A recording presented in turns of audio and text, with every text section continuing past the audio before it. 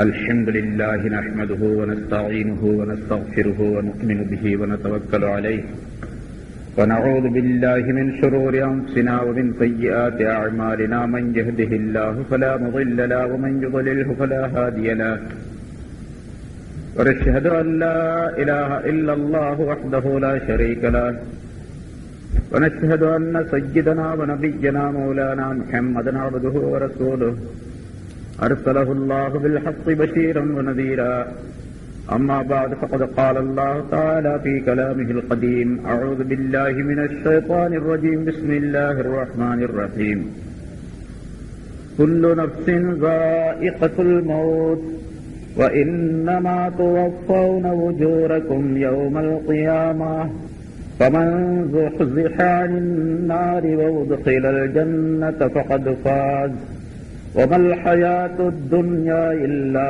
متاع الغرور صدق الله العظيم.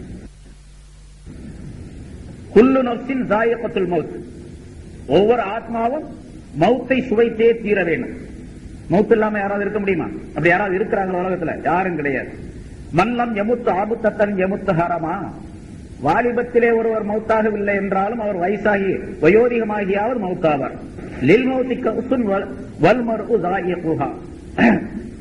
மௌத்துக்கு ஒரு கிளாஸ் இருக்கின்றது,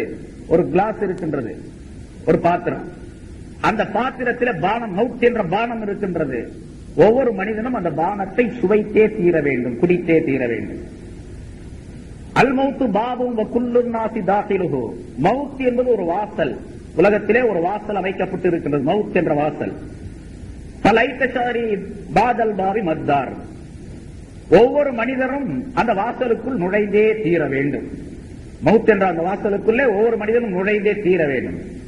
வாசலுக்கு பின்னால என்ன இருக்குது அப்படின்னு யாருக்கு தெரியுது? எனக்கு தெரியலையே அப்படிங்கிறார் அந்த கவிஞர். பலைத்தசாரி பாதல் பாவி மத்தார்.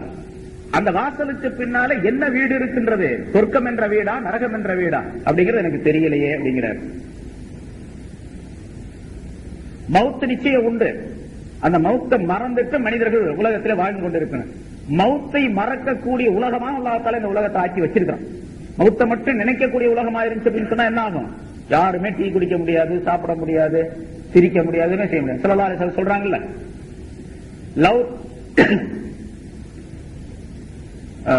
அதாவது நான் பார்க்கக்கூடியதை நீங்கள் பார்த்தால், நான் பார்க்கக்கூடிய காட்சிகளை நீங்கள் பார்த்தால், நான் கேட்கக்கூடிய விஷயங்களை நீங்கள் கேள்வி கேட்டால், உங்களுடைய காதுகளால் கேட்கக்கூடிய நிலை உங்களுக்கு ஏற்பட்டால், நீங்க இந்த உலகத்தில் யாருமே சிரிக்க மாட்டீர்கள், எல்லோருமே அழுது கொண்டிருப்பீர்கள், யாரும் சாப்பிட மாட்டீர்கள். எந்த மனிதரும் தன்னுடைய மனைவியோடு படுக்கையிலே இன்பம் பெற மாட்டார். எல்லா மனிதர்களும் காடுகளை நோக்கி ஓடி சென்று விடுவீர்கள். உலகத்தில் யாரும் பூமியிலே இருக்க மாட்டாங்க, எல்லாம் காடு காடா ஓடி திரிய ஆரம்பிச்சிருவீங்க. நான் பார்க்கக்கூடிய அளவுக்கு நீங்கள் பார்த்தால், பார்க்கக்கூடிய காட்சிகளை நீங்கள் பார்த்தால், நான் கேட்கக்கூடிய விஷயங்களை நீங்கள் கேட்டால், ஸல்லல்லாஹு அலைஹி வஸல்லம் அவர்களுக்கு பூமிக்குள்ளே நடைபெறக்கூடிய காட்சிகளையும் வானத்துக்கு மேலே நடைபெறக்கூடிய விஷயங்களையும் அல்லாஹ் தஆலா காட்டிக் கொண்டிருந்தாங்க. ஒவ்வொரு நேரம் பார்த்துக்கிட்டு இருந்தாங்க, கேட்டுக்கிட்டு இருந்தாங்க ஸல்லல்லாஹு அலைஹி வஸல்லம். அதனாலதான் ஒவ்வொரு இடத்துக்கு செல்லும் பொழுது அந்த கபருக்கு, இந்த கபரு உடையவர்கள் வேதனை செய்யப்படுகின்றார்கள். பல தடவை சொல்லப்பட்டிருக்கு உங்களுக்கு. 2 கபர் இருக்கக்கூடிய இடத்துக்கு ஸல்லல்லாஹு அலைஹி வஸல்லம் அவர்கள் போனாங்க.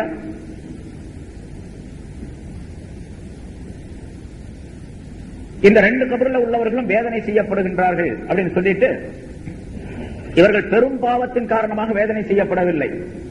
ஒரு கபரிலே இருக்கக்கூடியவர் கோல் சொல்லிக் கொண்டிருந்தார், இன்னொரு கபரிலே இருக்கக்கூடியவர் சிறுநீர் கழித்து துப்புரவு செய்யாமல் இருந்தார். அதனால் 2 பேரும் வேதனை செய்யப்படுகின்றார்கள் என்பதாக சொல்லிவிட்டு ஒரு பச்சை பேரிச்ச மட்டையை ஸல்லல்லாஹு அலைஹி வஸல்லம் அவர்கள் கொண்டு வர சொல்லி அதை 2ஆக பிளந்து 2 கபரிலே நட்டு வைத்தார்கள். யா ரசூலல்லாஹ், ஏன் இப்படி செய்கின்றீர்கள் என்பதாக கேட்ட பொழுது, இந்த மட்டை காயாமல் இருக்கும் காலமெல்லாம் இவர்களுக்கு வேதனை குறைக்கப்படலாம் அப்படின்னு சொன்னாங்க ஸல்லல்லாஹு அலைஹி வஸல்லம். அதாவது இது செய்யக்கூடிய தஸ்பீஹின் காரணமாக, இந்த பச்சை மட்டை செய்யக்கூடிய தஸ்பீஹின் காரணமாக அவர்களுக்கு வேதனை குறைக்கப்படலாம் அப்படின்னு ஸல்லல்லாஹு அலைஹி வஸல்லம். இப்ப கபருக்குள்ள நடக்கிறது ஸல்லல்லாஹு அலைஹி வஸல்லம் அவர்களுக்கு. ஒரு நாள் ஒரு ஒட்டகத்துல ஏறி ஸல்லல்லாஹு அலைஹி வஸல்லம் சவாரி செய்யறாங்க. பின்னால சில சஹாபாக்களும் போயிட்டு இருக்காங்க. ஒரு குறிப்பிட்ட இடத்துக்கு போனோம்னா அந்த ஒட்டகம் துள்ள ஆரம்பிச்சிருச்சு, ரொம்ப கடுமையா துள்ளு. ரசூலுல்லாஹி ஸல்லல்லாஹு அலைஹி வஸல்லம் அவர்களை கீழே தள்ளி விட்டுடுமோ அப்படிங்கிற அளவுக்கு கடுமையா துள்ளி ஓடுச்சு. அப்ப ரசூலுல்லாஹி ஸல்லல்லாஹு அலைஹி வஸல்லம் அவர்கள் அருகில் இருந்த மனிதர்களிடத்துல கேட்டாங்க, இங்க இருக்கிறவங்க யாராவது இந்த இடத்துல யாராவது அடங்கி இருக்கிறாங்களா, அடக்கப்பட்டிருக்கிறாங்களான்னு கேட்டாங்க. ஆமா, இந்த இடத்துல ஒரு 5-6 கபர் இருக்குது அப்படின்னு சொன்னா 5-6 பேர். இவர்கள்லாம் எப்ப அடக்கப்பட்டவர்கள், எப்ப இறந்து அடக்கப்பட்டவர்கள் கேட்டாங்க ஸல்லல்லாஹு அலைஹி வஸல்லம். இவர்கள் இஸ்லாம் வருவதற்கு முன்னாலே ஷிர்க் இருக்கக்கூடிய காலத்திலே முஷ்ரிக்குகளா இருக்கக்கூடிய நிலையிலே இவர்கள் அடக்கப்பட்டார்கள் என்பதாக சொன்னார். ஸல்லல்லாஹு அலைஹி வஸல்லம் சொன்னார்கள், இவர்கள் இந்த கபரிலே வேதனை செய்யப்படுகின்றார்கள் அப்படின்னு சொன்னார். அந்த வேதனையை கண்டுதான் நான் ஏறி வந்த இந்த குதிரை அல்லது இந்த ஒட்டகம் துள்ளுகின்றது அப்படின்னு ஸல்லல்லாஹு அலைஹி வஸல்லம் சொன்னார். அதாவது கபருக்குள்ள நடக்கக்கூடிய விஷயங்களை மனுஷன் மட்டும் தான் பார்க்க முடியும், மனிதர்களுக்கும் ஜின்களுக்கும் காட்டப்படுவது கிடையாது. அது அல்லாத எல்லா பிராணிகளும் பார்க்குது, ஆடு மாடு ஒட்டகம் எல்லாமே பார்க்குது. கபருக்குள்ள வேதனை நடக்கக்கூடிய அந்த நேரத்துல கபருஸ்தான்ல அந்த இடத்துல ஆடு மாடு ஒட்டகங்கள் ஏதாச்சும் மேஞ்சிக்கிட்டு இருந்துச்சு அப்படின்னு சொன்னா அங்கிறது ஓடி வந்துடும், துள்ளிக்கிட்டு ஓடி வரும். இது சில கபருஸ்தான்களை நம்ம பார்க்கலாம். அது அங்கே அந்த இடத்துல வேதனை நடைபெறுகிறது அப்படிங்கிற அர்த்தம். அதனால நிச்சயமா மவுத் என்பது உண்டு, அந்த மவுத்தை சுவைத்தே தீர வேண்டும் என்று அல்லாஹ் தஆலா சொல்லுகின்றான். இங்க மவுத்தை குல்லு நப்சின், ஒவ்வொரு நப்சும். நப்ஸ் அப்படின்னு சொன்னா என்ன? இங்க இந்த ஆயத்துல பல கருத்துக்களை உலமாக்கள் குறிப்பிடுகின்றார்கள்.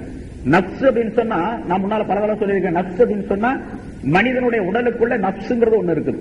அந்த நப்சுங்கிறது மனிதனுக்கு கெட்டதைத்தான் ஏவும் என்பதாக அல்லாஹ் தஆலா சொல்லுங்க. அந்த நப்சு அல்லாஹ் தஆலா சொல்றானா, அல்லது நப்ஸ் அப்படின்னு சொன்னா ஒவ்வொரு ஆத்மாவும் அப்படிங்கிற அர்த்தம் அப்படின்னு செய்யணும், அர்த்தம் செய்யணும். எல்லா தப்சீர்லயும் அப்படித்தான் அர்த்தம் எழுதப்பட்டிருக்கும். ஒவ்வொரு ஆத்மாவும், ஆத்மா அப்படின்னு சொன்னா உயிர் அப்படின்னு அர்த்தம் அது கருத்து. அப்ப குல்லு நப்சின் அப்படின்னா குல்லு ரூஹின், ஒவ்வொரு ரூஹும் ஒவ்வொரு உயிரும் தாயிகத்துல் மவுத், மவுத் என்ற அந்த பானத்தை சுவைக்கக்கூடியதாகவே இருக்கின்றது. அதை சுவைத்தான் சேரும். மவுத்துங்கிறது ஒரு பானம், ஒரு டேஸ்டான பானம், டீயா போல ஹார்லிக்ஸ போல அப்படின்னு வச்சுங்க, அதை வந்து சுவைச்சுதான் தீரணும் அப்படின்னு அல்லாஹ் தஆலா சொல்றாங்க. இப்ப நப்ஸ் அப்படின்னு சொன்னா ரூஹ் வச்சுக்கிட்டா ரூஹ் தான் மவுத்தா இருது இல்லையா? ரூஹ் அப்படித்தான் இருக்கும், இந்த பாடி தான் மவுத்தா போறது. மவுத்துனா என்ன அர்த்தம் தெரியுமா? உடலில் இருக்கக்கூடிய உயிர் உடலை விட்டு வெளியே போய்விடுவது. உயிர் உடலுக்குள்ள, ரூஹ் உடலுக்குள்ள இருக்கக்கூடிய நேரத்தில் என்னென்ன நிகழ்ச்சிகள் உடலில் நடைபெறுகின்றனோ அதெல்லாம் ஸ்டாப் ஆகிறது, நின்று போறது. இப்ப நான் பேசுறேன், நீங்க கேட்கறீங்க, உடலுக்குள்ள உயிர் இருக்கிறதுனால. என்னுடைய உடலுக்குள்ள உயிர் இருக்கிறதுனாலதான் என்னுடைய நாக்கு அசைது பேச முடியுது, என்னுடைய கண்கள் உங்களை எல்லாம் பார்க்குது, நீங்கள்லாம் நான் சொல்றதை கேட்கறீங்க, காதுகளால் கேட்கறீங்க, உடல்ல உயிர் இருக்கிறதுனால. அந்த உயிர் வெளியே போயிடுச்சு அப்படின்னு சொன்னா உடல் பூரா, உடல் இருக்கக்கூடிய உஷ்ணம் குறைந்து எல்லாம் சில்லிட்டு விடும், எல்லாம் குளிர்ந்து விடும். உடலுக்குள்ள உயிர் இருப்பதின் காரணமாக உடலுக்கு எடை குறைவாக இருக்கின்றது, உடலுடைய எடை குறைவாக. உயிர் உடலை விட்டு வெளியே போயிடுச்சுன்னா உடலுடைய எடை கூடி போயிடும். ஒரு பொருள் தண்ணிக்குள்ள போட்டிருந்தா அந்த தண்ணிக்குள்ள இருந்து அந்த பொருளை எடுக்கிறது அப்படியே தண்ணிக்குள்ளேயே நவுத்திட்டு வாங்க, ரொம்ப லேட்டா இருக்கும்.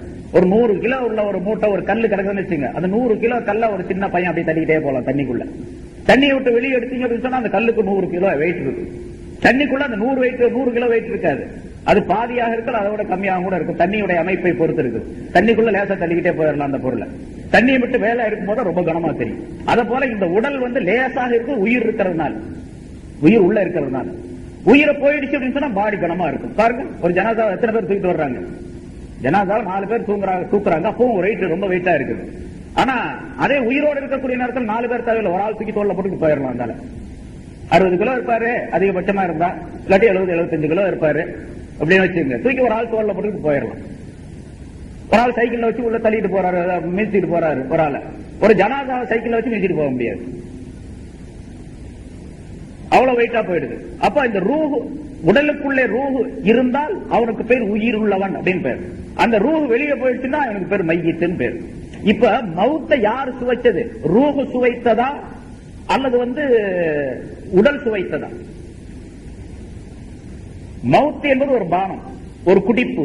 அது மாதிரி அல்லாஹ் தஆலா சொல்லி சுவைப்பது அப்படிங்கிற வார்த்தையின் மூலமாக ஒரு சாப்பிடக்கூடிய, குடிக்கக்கூடிய ஒரு பொருளை போன்று அல்லாஹ் தஆலா சொல்லி காட்டுகிறார். தாயிகத்துல் மவுத், மவுத்தை சுவைக்கக்கூடியது. அப்ப சுவைக்கக்கூடிய ஒரு மனிதன், அதை சுவையை உணரக்கூடிய ஒரு மனிதன் இருக்கணும், ஒரு பொருள் இருக்கணும். மவுத் என்பது உடலுக்குள்ளே அனுப்பப்படக்கூடிய நேரத்தில் ரூஹ் வெளியாக்கப்படுகின்றது, அந்த மவுத் உடலுக்கு சேர்ந்து விடுகின்றது. அப்ப நப்ஸ் அப்படின்னு சொன்னா ரூஹ்னு அர்த்தம்.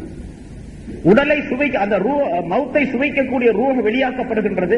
மவுத்தை சுவைக்கக்கூடிய அதே நேரத்தில் அந்த உடல் இறப்புக்குரியதாக, மவுத்துக்குரியதாக ஆக்கப்பட்டு விடுகின்றது என்ற கருத்தை அல்லாஹ் தஆலா தெரியும். இந்த ஆயத்துக்கு ஞானவான்கள் பல கருத்துக்களை சொல்லுகின்றார்கள். இந்த மவுத்துங்கிறது என்ன, அது உடல்ல எப்படி போகுது, எப்படி அந்த ரூஹு அங்கிருந்து வெளியாகுது, பிறகு ரூஹு வெளியான பின்னால் அந்த மௌத்துடைய அமைப்பு எப்படி ஏற்படுகின்றது என்பது பற்றி பல கருத்துக்கள். அதெல்லாம் நமக்கு ரொம்ப நுணுக்கமான கருத்துக்கள். அதெல்லாம் சொல்லிட்டு இருந்தா குழந்தையே போயிடும், நமக்கு கேட்கறவங்களுக்கு அது ஒரு மாதிரி குழப்பம் ஏற்பட்டு போயிடும். அதனால நமக்கு அது தேவையில்லை. ரூஹு வெளியே போயிடுது, ரூஹுக்கு மௌத்து கிடையாது, அவ்வளவுதான் நம்பணும். ரூஹுக்கு மௌத்து கிடையாது. முன்னாடி பல தடவை சொல்லி இருக்கிறேன். உடலுக்கு தான் மௌத்து என்பது உடலுக்கு தான். என்ன இப்ப நான் இறந்து போறேன்னு வச்சுங்க, நான் இறந்து போறேன், இறந்து போன உடனே நிஜாமுதீன் இறந்து போயிட்டாரு, அஜித் இறந்து போயிட்டாரு அப்படின்னு நீங்க சொல்றீங்க. அஜித் தான் இங்கதான் கிடக்குறாரு, அப்புறம் என்ன இறந்து போயிட்டாரு? இறந்து போனது எது? இப்ப இந்த இடத்துல இன்னொரு சந்தேகம். முதல்ல சொன்னதுக்கு நேர் மாத்தமான கருத்து வருது. இறந்து போயிட்டாரு, அஜித் இறந்து போயிட்டாரு அப்படின்னு சொல்லி. அஜித் போயிட்டாரு, போயிட்டாருன்னு சொன்னா இங்கதான் கிடக்குறாரு, பாடி இங்க கிடக்குது. ஆனா நீங்க என்ன சொல்றீங்க? ஒரு மத்தா போயிட்டாரு, இறந்து போயிட்டாரு அப்படிங்கிறீங்க. ஆனா போனது எது? ரூஹு தான் போயிருக்குது, ரூஹு தான் போயிருக்குது. இருக்கிறது பாடி இருக்குதுங்க, இருக்கக்கூடிய பாடியை போயிடுச்சு அப்படிங்கிறீங்க.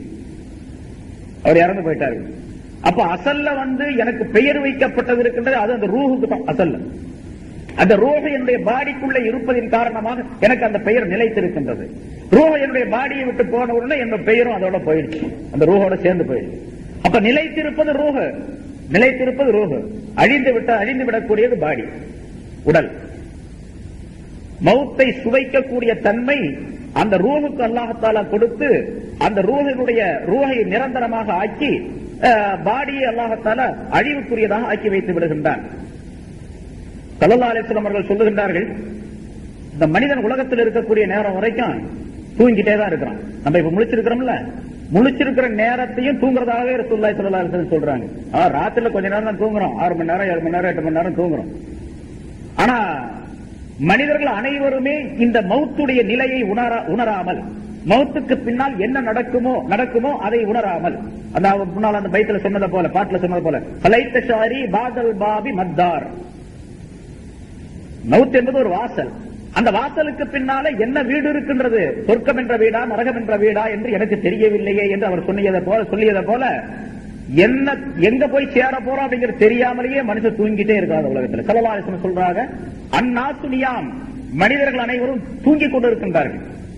இவங்க தூக்கம் எப்ப கலையும் தெரியுமா? இதா மாத்து என் தபகு, அவங்க மௌத்தானா விழித்துக் கொள்வார்கள் அப்படிங்கிறாங்க. நம்ம இப்ப தூங்கிட்டே இருக்கிறோம், எப்ப விழிப்பு வரும்? விழிப்பு என்பது மௌத்தானா வரும் அப்படிங்கிறாங்க ஸல்லல்லாஹு அலைஹி வஸல்லம். மௌத்தான பிறகு அந்த சக்கராத்துடைய நேரத்துல தெரியும், ஆஹா தவறிட்டனே, தப்பு செய்துட்டனே அப்படின்னு. இப்ப நம்ம சில பேர் படிக்காம இருந்துடுறோம், பெரியவங்க பிறகு படிக்காம இருந்துட்டுனா ரொம்ப கவலையா இருக்குது அப்படின்னு சொல்றோம்ல. கொஞ்ச நாள் இப்ப தொழுகாம இருக்கிறாரு, கடைசியில ஏதாச்சும் ஒரு சீக்கு வந்துட்டு ஆஸ்பத்திரியில் போய் படுத்துக்கிறாரு. இவ்வளவு நாளா நான் தொழுகவே இல்லை அஜித்து, என்னதான் பண்றது அப்படிங்கிறாரு. முதல்ல தொழுக வேண்டியது தானே, தொழுகா பிறகு போட்டு பெட்ல போய் படுத்த பிறகு அப்ப நான் தொழுகலையே அப்படின்னு சொன்னா என்ன அர்த்தம்? என்ன செய்யறது? ஒன்னும் செய்ய முடியாது. அந்த பெட்லயே அப்படி மௌத்தா போனார் அப்படின்னா தொழுகாமல் இருந்ததற்குரிய குற்றம் அதேதான், அது கிடைக்கத்தான் செய்யும். அதே போல மௌத்தான பின்னால ஆஹா அப்படின்னு சொன்னா அவ்வளவுதான், அதனால ஒண்ணும் பண்ணவே முடியாது. அதை ஸல்லல்லாஹு அலைஹி வஸல்லம் சொல்லிக்காரு. அதனால உலகத்தில் இருக்கும் பொழுது மௌத்தை அதிகமாக நினைத்து பார்த்து அமல் செய்யக்கூடிய தன்மை உண்டாக்கி கொள்ள வேண்டும். இந்த மௌத்து இருக்குது யார்ட்டையும் சொல்லிட்டு வராது, திடீர்னு வரும். அதுக்கு பிறகு அதனால ஸல்லல்லாஹு அலைஹி வஸல்லம் சொன்னாங்க, எவ்வளவோ நினைச்சு வச்சிருப்பாரு, சரி வீடு கட்டலாம், சம்பாதிக்கலாம், வீடு கட்டலாம், அதை செய்யலாம், இதை செய்யலாம், அப்படி செய்யலாம், இப்படி செய்யலாம், அங்க போகணும், இங்க போகணும், இந்த பிசினஸ் அந்த பிசினஸ், அப்ப கஸ்டமர் வருவாங்க, அது பண்ணுவாங்க, எல்லாம் நிறைய ஆசைகள் நிறைய மலை போல குமிஞ்சிருக்கும் மனசுல. மௌத்து வந்துருச்சு, எல்லா ஆசையும் தவிடுபடியாயிடும். அதுக்கு பேர் தான் ஸல்லல்லாஹு அலைஹி வஸல்லம் ஹாதிமுல் லஸ்ஸாத், இன்பங்களை தகர்த்தெறியக்கூடியது மௌத்துக்கு பேர். அதனால ஸல்லல்லாஹு அலைஹி வஸல்லம் மௌத் என்ற வார்த்தையை சொல்லாமலேயே இப்படி சொல்லி காட்டுகின்றார்கள், அக்ஸிரு ஸிக்ர ஹாதிமில் லஸ்ஸாத், இன்பங்களை தகர்த்தெறியக்கூடிய ஒன்றை அதிகமாக நினைவு கொள்ளுங்கள் அப்படின்னு சொல்றாங்க. இன்பங்களை தகர்த்தெறியக்கூடிய ஒன்று அது மௌத், அந்த மௌத்தை அதிகமாக நினைத்துக் கொள்ளுங்கள் அப்படின்னு சொல்றாங்க. நிச்சயமாக மௌத் என்பது வரும், அதுல எந்த விதமான சந்தேகங்கள். முன்னால ஒரு சம்பவம் சொல்லி இருக்கிறேன், இந்த ஆயத்து சம்பந்தமா நிறைய விளக்கங்கள் அடுத்த வாரம் பார்ப்போம். அதை இப்ப சுருக்கமா அந்த ஆயத்தினுடைய மேலோட்டமான விளக்கம். மௌத் என்பதை யாரும் தவிர்க்க முடியாது. அப்படி யாராவது இருந்தா ரசூலுல்லாஹி ஸல்லல்லாஹு அலைஹி வஸல்லம் இருந்திருக்கணும் உலகத்துல. அவங்க இருந்தா ஒன்னும் பிரச்சனையே இல்ல. ஸல்லல்லாஹு அலைஹி வஸல்லம் இருந்துகிட்டே இருக்காங்கன்னு வச்சுங்க, யாருக்கும் எந்த சந்தேகமும் வராது. இந்த நஜாத்து, அந்த மதஹபு, இந்த மதஹபு, அது இது ஒண்ணுமே தேவையில்லை. எல்லாத்துக்கும் ரசூலுல்லாஹ்ட்ட கேட்ட விளக்கம் சொல்லி விளக்கம் கேட்டு எல்லாரும் அது மாதிரி அமல் செஞ்சுட்டே போயிட்டே இருக்கலாம்.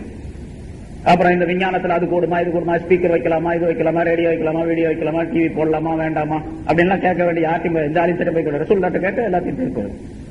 ரசூலுல்லாஹ் தான் தேவை கட்டாயமா உலகத்துக்கு, இல்லையா? எந்த விஞ்ஞானியும் தேவையில்லை, எந்த மெஞ்ஞானியும் தேவையில்லை. ஸல்லல்லாஹு அலைஹி வஸல்லம் இருந்தா எந்த அறிஞரும் தேவையில்லை. அதான் எல்லாரும் தேவையில்லாம ரசூலுல்லாஹ் மட்டும் இருந்தா எப்படி ஆகுறது? மத்தவங்க எல்லாம் இல்லாம. அதனால எல்லாரும் இருக்கணும், எல்லாத்தையும் கேட்கணும். இந்த அஜித் பிரசாத் அஜித் சொல்றதை நீங்க கேட்கணும். ரசூலுல்லாஹ் போயிட்டாங்க. ஸல்லல்லாஹு அலைஹி வஸல்லம் அவர்கள் இருக்கணும். அப்படி இருந்தா, அப்படி ரசூலுல்லாஹ்வே இல்ல அப்படிங்கும் போது அப்புறம் யாருமே இல்லை. இன்னக மையித்தும் வஇன்னஹும் மையித்துன், அல்லாஹ் தஆலா அப்படித்தான் சொல்றான் குர்ஆன். நபியே நீங்களும் மௌத்தாக கூடியவர்கள் தான், இவர்கள் எல்லோருமே மௌத்தாக கூடியவர்கள் தான் அப்படின்னு சொல்லிட்டான் அல்லாஹ். அதனால ஸல்லல்லாஹு அலைஹி வஸல்லம் எல்லாருமே மௌத்தாக கூடியவர்கள் ஒட்டுமொத்தமா சொல்லாம ரசூலுல்லாஹ் மட்டும் குறிப்பிட்டு தனியாக சொல்லி அப்புறம் எல்லா மனிதர்களையும் சொல்றான். இன்னக மையித்துன், நிச்சயமாக நீரும் மையித்து தான், வஇன்னஹும் மையித்துன், அவர்களும் மையித்துகள் தான் என்று சொல்லுவதன் மூலமாக ஸல்லல்லாஹு அலைஹி வஸல்லம் அவர்களுக்கும் இறப்பு உண்டு அப்படின்னு சொல்றாங்க அல்லாஹ் தஆலா. ஒரு 30 வருஷத்துக்கு முன்னாலே, 30-40 வருஷத்துக்கு முன்னாலே ஆராய்ச்சி பண்ணாங்க. இறப்பை எப்படியாவது தடுக்கலாமா அப்படின்னு ஆராய்ச்சி பண்ணாங்க. மௌத்தாகாம மனுஷன் தடுக்கிறது, மௌத்தை வெல்வது, வென்று விடுவது, அது கூட சண்டை போட்டு ஜெயிச்சிடுறது, அதை செஞ்சு பார்க்கலாமே அப்படின்னு சொல்லிட்டு ஒரு முயற்சி பண்ணாங்க அமெரிக்க விஞ்ஞானிகள் எல்லாம் சேர்ந்து, டாக்டர்கள் எல்லாம் சேர்ந்து.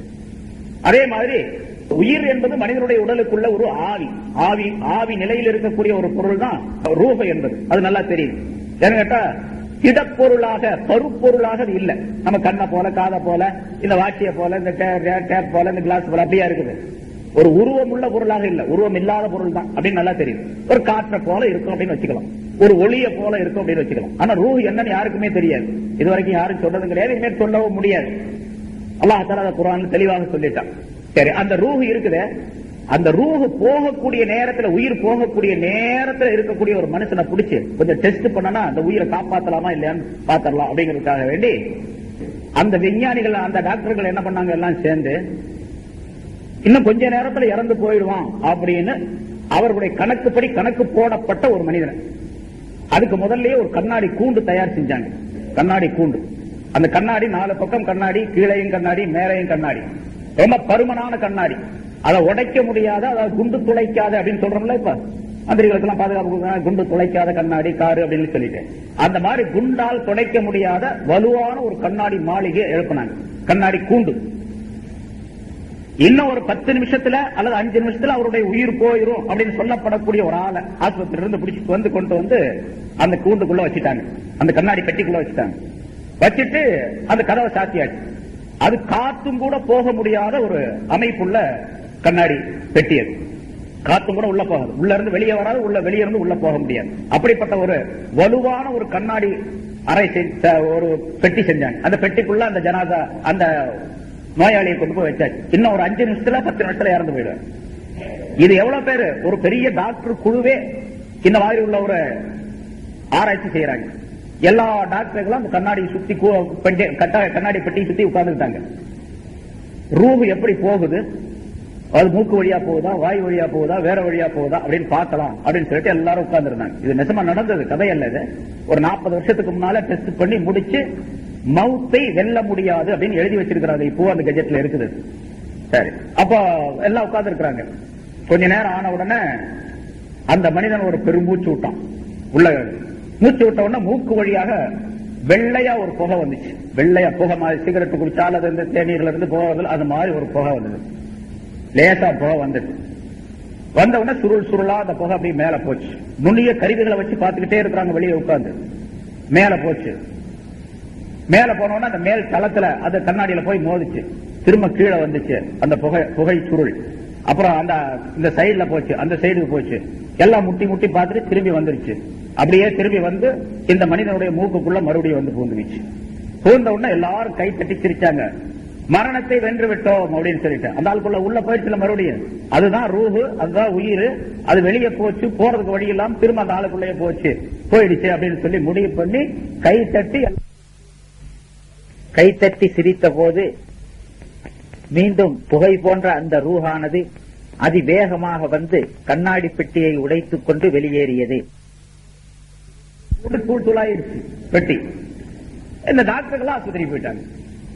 ஆனா மௌத்தை வெல்ல முடியாது அப்படின்னு சொல்லிட்டு அப்ப எழுதி வச்சதான் இன்னும் இருக்கு. 40 வருஷத்துக்கு முன்னால் நடந்தது. அதனால மௌத்தை யாருமே வெல்ல முடியாது, நிச்சயமாக அதை சுவைத்தே தீர வேண்டும் என்று அல்லாஹ் தஆலா சொல்லுகின்றான். இன்ஷா அல்லாஹ் இந்த ஆயத் சம்பந்தமாக நிறைய விளக்கங்கள் மௌத் சம்பந்தமாக, அல்லாஹ் தஆலா மௌத் சம்பந்தமாக மௌத்துடைய நேரத்தில் என்னென்ன செய்ய வேண்டும் என்று ஸல்லல்லாஹு அலைஹி வஸல்லம் சொல்லி இருக்கக்கூடிய விஷயங்கள், அதே போன்று அந்த மௌத்தை லேசாக்கி வைத்துக் கொள்வதற்காக, லேசாக நம்மிடத்தில் மௌத்து வருவதற்காக வேண்டிய என்னென்ன காரியங்களை செய்யணும், பிறகு மௌத்துக்கு பின்னால் உள்ள விஷயங்கள், சக்ராத்துடைய நேரம், கபருடைய நிலை, அதுக்கு பின்னால் சொர்க்கம் நரகம் என்றெல்லாம் அல்லாஹ் தஆலா சொல்லி காட்டுகின்றான். அது பற்றி உள்ள விஷயங்கள், விளக்கங்கள் நிறைய இந்த ஆயத்தில் சொல்லப்பட்டிருக்கு. இன்ஷா அல்லாஹ் அடுத்த வாரம் பார்ப்போம். பிறக்கின்ற உயிர்கள் அனைத்திற்கும் இறப்பு என்பது நிச்சயமாக உண்டு என்பதை எல்லா மனிதர்களும் அறிந்திருக்கின்றார்கள். எவரும் அதனை மறுப்பது கிடையாது. அறிவியல் சம்பந்தப்பட்ட அறிஞர்களும் கூட மௌத்தை, மரணத்தை தடுத்துவிட முடியுமா என்று ஆய்வு செய்ததிலே அதனை தடுத்து நிறுத்திவிட முடியாது என்பதை ஒப்புக்கொண்டிருக்கின்றார்கள். மரணம் என்பது மனிதனுக்கு எப்படி வருகின்றது என்பதை பற்றி ஆய்வு செய்தவர்கள், மரணம் நிச்சயம் என்பது உறுதியாகிவிட்டது, ஆனால் அது எப்படி வருகின்றது என்பதை ஆய்வு செய்தவர்கள் கண்டுபிடிக்க முடியாமல் அதனை விட்டுவிட்டார்கள். மனிதனுடைய உடலில் இருந்து உயிர் எப்படி போகின்றது, உடலுக்குள்ளே இருக்கக்கூடிய அந்த உயிர் எந்த இடத்தில் இருக்கின்றது, அது எந்த தன்மை உடையது என்பதையும் எவராலும் கண்டுகொள்ள முடியவில்லை, கண்டுகொள்ள முடியாது என்பது அல்லாஹ் தஆலாவுடைய தீர்ப்பாகும். குர்ஆன் இறங்கிக் கொண்டிருந்த அந்த நேரத்திலேயே அந்த மக்காவாசிகள் கேட்டார்கள், ரூஹ் என்றால் என்ன என்பது பற்றி. உயிர் என்றால் என்ன? யஸ்அலூனக அனிர் ரூஹ், ரூஹை பற்றி நபியே உம்மிடத்தில் அவர்கள் கேட்கின்றார்கள். அதை பற்றி விளக்கம் சொன்னா அதை சரியாக புரிந்து கொள்ள முடியாது மனிதர்களால். மனிதர்களுக்கு அந்த அறிவு போதாது. அதனால அதை அப்படியே விட்டுருங்க, அது அல்லாஹ்வுடைய கட்டளை என்று சொல்லிவிடுங்க. குலிர் ரூஹ் மின் அம்ரி ரப்பி, ரூஹ் என்பது என்னுடைய ரப்பின் கட்டளைகளில் ஒன்று என்று சொல்லிவிடுங்கள். அது கட்டளை, அல்லாஹ்வுடைய அம்ரை சேர்ந்தது, கட்டளையை சேர்ந்தது. அதை முழுமையாக ஒரு மனிதன் விளங்கி தன்னுடைய சொல்லின் மூலமாக அதை விளக்கி காட்டுவது என்பது முடியாது என்பதை அல்லாஹ் தஆலா தெரியப்படுத்துகின்றான். உடலுக்குள்ளே ரூஹ் இருக்கின்றது என்பது நிச்சயம், எல்லோருக்கும் தெரியும். ஆனால் அது எந்த இடத்தில் இருக்கின்றது, எப்படி இருக்கின்றது என்று எவருக்குமே தெரியாது. அல்லாஹ் தஆலா தன்னை விளக்குவதற்காக வேண்டி, தன்னுடைய வஹ்தானியத்தை நிலைநாட்டுவதற்காக வேண்டி, ஒருமைப்பாட்டை நிலைநாட்டுவதற்காக வேண்டி உடலுக்குள்ளே உயிரை அல்லாஹ் தஆலா அமைத்து வைத்திருக்கின்றான். அல்லாஹுக்கு உதாரணம் கிடையாது. அல்லாஹ் இதை போன்று இருக்கின்றான் என்று எந்த பொருளையும் சுட்டிக்காட்ட முடியாது. இந்த லைட்டை போன்று இருக்கின்றான், காற்றை போன்று இருக்கின்றான், ஒளியை போன்று இருக்கின்றான் என்பதாக சொல்ல முடியாது. ஆனால் அல்லாஹ் தஆலா தான் ஒருவன் இருக்கின்றான் என்பதற்கு அடையாளமாக உயிரினங்களுக்குள்ளே அல்லாஹ் தஆலா உயிரை அமைத்து வைத்திருக்கின்றான். நம்முடைய உடலுக்குள்ளே எப்படி ஒரே ஒரு ரூஹ் இருக்கின்றதோ அதே போன்று இந்த ஆலம் என்ற பிரபஞ்சத்திற்குள்ளே அல்லாஹ் என்ற ஒரு ரூஹ், ஆலம் என்ற பிரபஞ்சம் இயங்குவதற்கு அல்லாஹ் என்ற ஒரு ரூஹ் இருக்கின்றான். அல்லாஹ் ரூஹ் தான், ஆனால் அவன் வடிவமற்றவன், உருவமற்றவன். அவன் இப்படி என்பதாக அவனை எந்த பொருளை கொண்டு வர்ணித்துவிட முடியாது. அதே போன்று இந்த உயிரை மனிதனுடைய உடலுக்குள்ளே வைத்து இந்த உயிர் இப்படித்தான் என்று எவராலும் சொல்ல முடியாது. மனிதனுடைய உடலுக்குள்ளே இருக்கக்கூடிய ரூஹ் ஒன்றா இரண்டா என்று எவரையாவது கேட்டால் ஒன்றுதான் என்பதாக தீர்க்கமாக எல்லோரும் சொல்ல முடியும். ஒரே உயிர் தான், அது இரண்டு உயிர் என்பது கிடையாது. அதே போன்று இந்த ஆலம் என்ற பிரபஞ்சத்திலே இந்த பிரபஞ்சத்தை இயக்கக்கூடிய அல்லாஹ் என்பவன் ஒரே ஒருவன் தான். தன்னை ஒருவனாக அறிமுகப்படுத்துவதற்கு இந்த உயிரை அல்லாஹ் தஆலா ஆதாரமாக வைத்திருக்கின்றான். நம்முடைய உடலில் இருக்கக்கூடிய உறுப்புகள் அனைத்தும் இயங்குவது உயிரின் மூலமாகத்தான். உயிர் இல்லாவிட்டால் கண்களால் பார்க்க முடியாது, காதுகளால் கேட்க முடியாது, நாவினால் பேச முடியாது, கைகளால் செயல்பட முடியாது, கால்களால் நடக்க முடியாது, எந்த வேலையும் செய்யாது. உடல்ல எல்லா உறுப்பும் இருக்கும். உயிர் போயிடுச்சு, நான் இறந்து விட்டேன், என்னுடைய ஜனாசா கிடக்குது, பார்க்க முடியாது. என் கண்ணு இருக்குது, கண்ணினால் பார்ப்பது கிடையாது. கண்ணுக்கு பார்வையை தருவது உயிர் மூலமாக.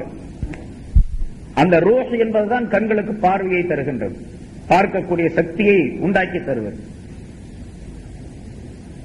எப்படி ஒரு இயந்திரத்திற்கு, ஒரு காருக்கு அது இயங்குவதற்கு பெட்ரோல் என்பது அதற்கு உயிர் நாடியாக இருக்கின்றது. அதே போன்று எல்லாருக்கும் இன்ஜின்லாம் இருக்குது, புது இன்ஜின் தான், எல்லாமே இருக்குது, கரெக்டா இருக்குது, டயர் இருக்குது, அதனுடைய டேங்க் இருக்குது, மற்ற உறுப்புகள், பாகங்கள், உதிரி பாகம் எல்லாமே சரியா கரெக்டா இருக்குது. ஆனா பெட்ரோல் மட்டும் இல்லை அப்படின்னு சொன்னா வண்டி ஓடாது.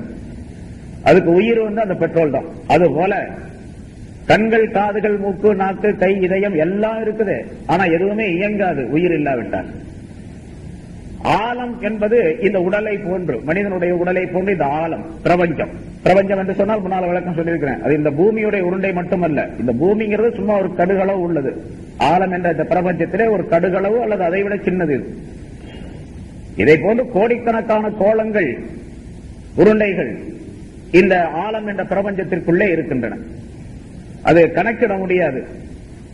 அவ்வளவு பெரிய விரிந்த பரந்த அளவை கொண்டதாக அல்லாஹ் தஆலா இந்த ஆலம் என்ற பிரபஞ்சத்தை படைத்திருக்கின்றான்.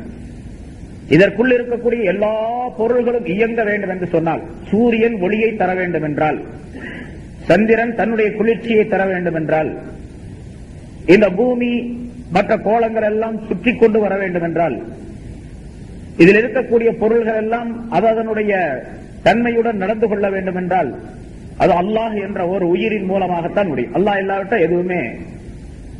பூமியில ஒரு விதையை போடுறோம், அதிலிருந்து ஒரு செடி, ஒரு மரம் முளைத்து வருகின்றது என்று சொன்னால் அது தானாக முளைக்கல. அல்லாஹ் என்ற ரூஹ் அதற்கு இருக்கின்ற காரணத்தால் அல்லாஹுவை கொண்டுதான் அது முளைக்கின்றது. அல்லாஹ் முளையை செய்கின்றான். அதனால எல்லாமே அல்லாஹுவை கொண்டு ஆகக்கூடியதான். அல்லாஹ் அல்லாம எதுவுமே ஒரு அணுவும், அவனன்றி ஒரு அணுவும் அசையாது அப்படின்னு நம்ம சொல்றோம். ஆக எப்படி உயிர், உடலுடைய உறுப்புகள் இயங்குவதற்கு உயிர் கட்டாயமோ அதே போன்று அல்லாஹ் தஆலா இந்த ஆலம் என்ற பிரபஞ்சம் இயங்குவதற்கு, இதற்குள்ளே இருக்கக்கூடிய பொருள்கள் அனைத்தும் இயங்குவதற்கு அல்லாஹ் கட்டாயம் தேவை. அல்லாஹ் இல்லாம முடியாது. இப்ப அல்லாஹ் தனக்கு ஆதாரமாக தான் இருக்கின்றான், அவன் இருக்கின்றான் என்பதற்கு ஆதாரமாக மனிதனுக்குள்ளே இருக்கக்கூடிய ரூஹை அமைத்து வைத்திருக்கின்றான். அல்லாஹ் இருக்கிறான், உயிர் இருக்குது அப்படிங்கிறது நிச்சயம். அந்த உயிர் கருப்பா, சிவப்பா, வெள்ளையா, அது நெட்டையா, குட்டையா அப்படின்னு சொல்லி யாராவது சொல்ல முடியுமா? ஒரே ஒரு உயிர் தான், அது உடலுக்குள்ள இருக்குது. ஆனா அது எப்படி, எந்த தன்மை உடையதாக இருக்குது அப்படிங்கிறத யாராவது சொல்ல முடியுமா? சொல்ல முடியாது. அதே போன்று அல்லாஹ்வையும் சொல்லி காட்ட முடியாது. சரி, உயிர் என்பது இருக்கின்றது, அதை ஏதாவது ஒரு மற்றொரு பொருளை கொண்டு உணர்ந்து கொள்ள முடியுமா? அப்படி உணர்ந்து கொள்ளவும் முடியாது. கண்களால், காதுகளால், அதாவது ஐம்புலன்களால், கண்களால் பார்த்து தெரிவது, காதினால் கேட்டு தெரிவது, கையினால் தொட்டு தெரிவது, இப்படிங்கிற எந்த பொருளின் மூலமாகவும் அந்த உயிரை விளங்கிக் கொள்ள முடியாது. அதே போன்று அல்லாஹ்வையும் இந்த பிரபஞ்சத்தில் இருக்கக்கூடிய எந்த பொருளின் மூலமாகவும் விளங்கிக் கொள்ள முடியாது இந்த உலகத்தில் இருக்கக்கூடிய காலத்தில். ஆக இப்படி ஏராளமான விளக்கங்கள். உயிர் என்பது மனிதனுக்குள்ளே உயிரை அல்லாஹ் தஆலா வைத்திருப்பதற்கு, அல்லாஹ் தஆலா ஒருவன் என்பதற்கு சான்றாக இந்த உயிரை அமைத்து வைத்திருக்கிறான் என்பதற்கு விளக்கங்கள் சொல்லப்பட்டிருக்கின்றன. அந்த உயிர் நிச்சயமாக இந்த உடலை விட்டு ஒரு நாள் போய்த்தான் தீரும். மவுத் என்பதை அந்த மனிதன் சுவைத்துத்தான் தீர வேண்டும் என்பதை விஞ்ஞானிகள் அனைவருமே ஒத்துக்கொண்டிருக்கக்கூடிய ஒரு விஷயம். அறிவியலார் சொல்லக்கூடிய ஒரு காரணம், எல்லா உயிரும் இறந்துதான் தீர வேண்டும். உயிரினம் என்று சொன்னால் அந்த உயிரினத்திற்குள்ளே, ஒரு உயிருக்குள்ளே, இப்ப மனிதனை எடுத்துக்கொண்டால் மனிதன் ஒரு உயிர். இதுல மனிதனுடைய உயிர் இயங்குவதற்காக வேண்டி, அவன் உடல் இயங்குவதற்காக வேண்டி சூடு, குளிர்ச்சி, உஷ்ணம், குளிர்ச்சி என்ற இரண்டு பகுதிகளை அல்லாஹ் தஆலா ஆக்கி வைத்திருக்கின்றான். அந்த உஷ்ணமும் குளிர்ச்சியும் சரி சமமான நிலையில் மனிதனுடைய உடலுக்குள்ளே இருக்க வேண்டும். உஷ்ணம் எவ்வளவு இருக்க வேண்டுமோ அவ்வளவு இருக்க வேண்டும். எவ்வளவு இருக்கணும்? ஒரு மனிதனுடைய உடலுக்கு சூடு தேவை. சூடு இல்லாட்டிச்சுன்னா மையத்தா போயிடுவான். சூடு தேவை. அந்த சூடு 98.5, 98 டிகிரி அது அவனுக்கு சூடு இருந்து கொண்டே இருக்கணும். கூட போச்சு காய்ச்ச வந்துருச்சுன்னு அர்த்தம், ஜுரம் வந்துருச்சு அவனுக்கு. 100 டிகிரி, 100, 101 அப்படின்னு சொன்னா கடுமையான ஜுரம். 102னா, 110 சொன்னா ஆல் அவுட், கடுமையான ஜுரம் வந்துருச்சுன்னு சொல்லி. 98க்கு கீழே போயிடுச்சு அப்படின்னு சொன்னா ஜன்னி வந்துருச்சுன்னு அர்த்தம் அவனுக்கு. குளிர்ச்சி ரொம்ப அதிகமா போச்சு. இப்ப மனிதனுக்கு சூடு, உடல்ல சூடும் தேவை, குளிர்ச்சியும் தேவை. விஞ்ஞானிகள் சொல்லக்கூடிய பிலாசபி என்று சொல்லப்படக்கூடிய அறிவியல் சம்பந்தப்பட்ட அறிஞர்கள் சொல்லக்கூடிய கருத்து என்னவென்றால், இந்த உடலுக்குள்ள இருக்கக்கூடிய சூடும் குளிர்ச்சியும் ஒரு குறிப்பிட்ட காலம் வரைக்கும் சரிசமமாக இயங்கி வரும். பிறகு இந்த சூடு கொஞ்சம் கொஞ்சமாக அதிகமாகி அந்த குளிர்ச்சியை இல்லாமலாக்கி விடக்கூடிய ஒரு காலம் வரும், நேரம் வரும். ருதூபத் என்று சொல்லப்படக்கூடிய அந்த குளிர்ச்சியான தன்மையை இல்லாமல் ஆக்கிவிடும். அப்படி இல்லாமல் ஆக்கக்கூடிய நேரத்திலே மவுத் என்பது, மரணம் என்பது நிச்சயமாக இந்த உடலுக்கு ஏற்பட்டுவிடும். மவுத்துக்கு அவங்க தரக்கூடிய விளக்கம். ஆனா மவுத்து எப்படி வருது, இந்த உயிர் எப்படி போகுது அப்படின்னு யாரும் போன வாரம் உங்களுக்கு விளக்கம் சொல்லப்பட்டது. விஞ்ஞானிகள் எல்லாம் சேர்ந்து ஆய்வு செஞ்சாங்க, கடைசியில ஒண்ணும் முடியல. அது எப்படி போச்சு அப்படிங்கறதே தெரியாது அவங்களுக்கு. எவருமே கண்டுபிடிக்கப்பட முடியாத ஒன்று. அந்த மவுத்தை நிச்சயமாக சுவைத்தே தீர வேண்டும் என்று அல்லாஹ் சொல்லுகிறான். எவ்வளவு பெரிய கோட்டைக்குள்ளே நீங்கள், வலுவான கோட்டைக்குள்ள இருந்தாலும் சரி, பைனமா தக்கூனும் யுதுரிக்கும் மௌத்து, முன்னால் உள்ள ஆயத்தில் சொல்லப்பட்டு இருக்கின்றது. நீங்கள் எங்கிருந்தாலும் மௌத்து உங்களை அடைந்தே தீரும் என்று அல்லாஹ் சொல்லி காட்டுகின்றான். ஆக நிச்சயமாக மௌத்து மனிதனுக்கு இருக்கின்றது.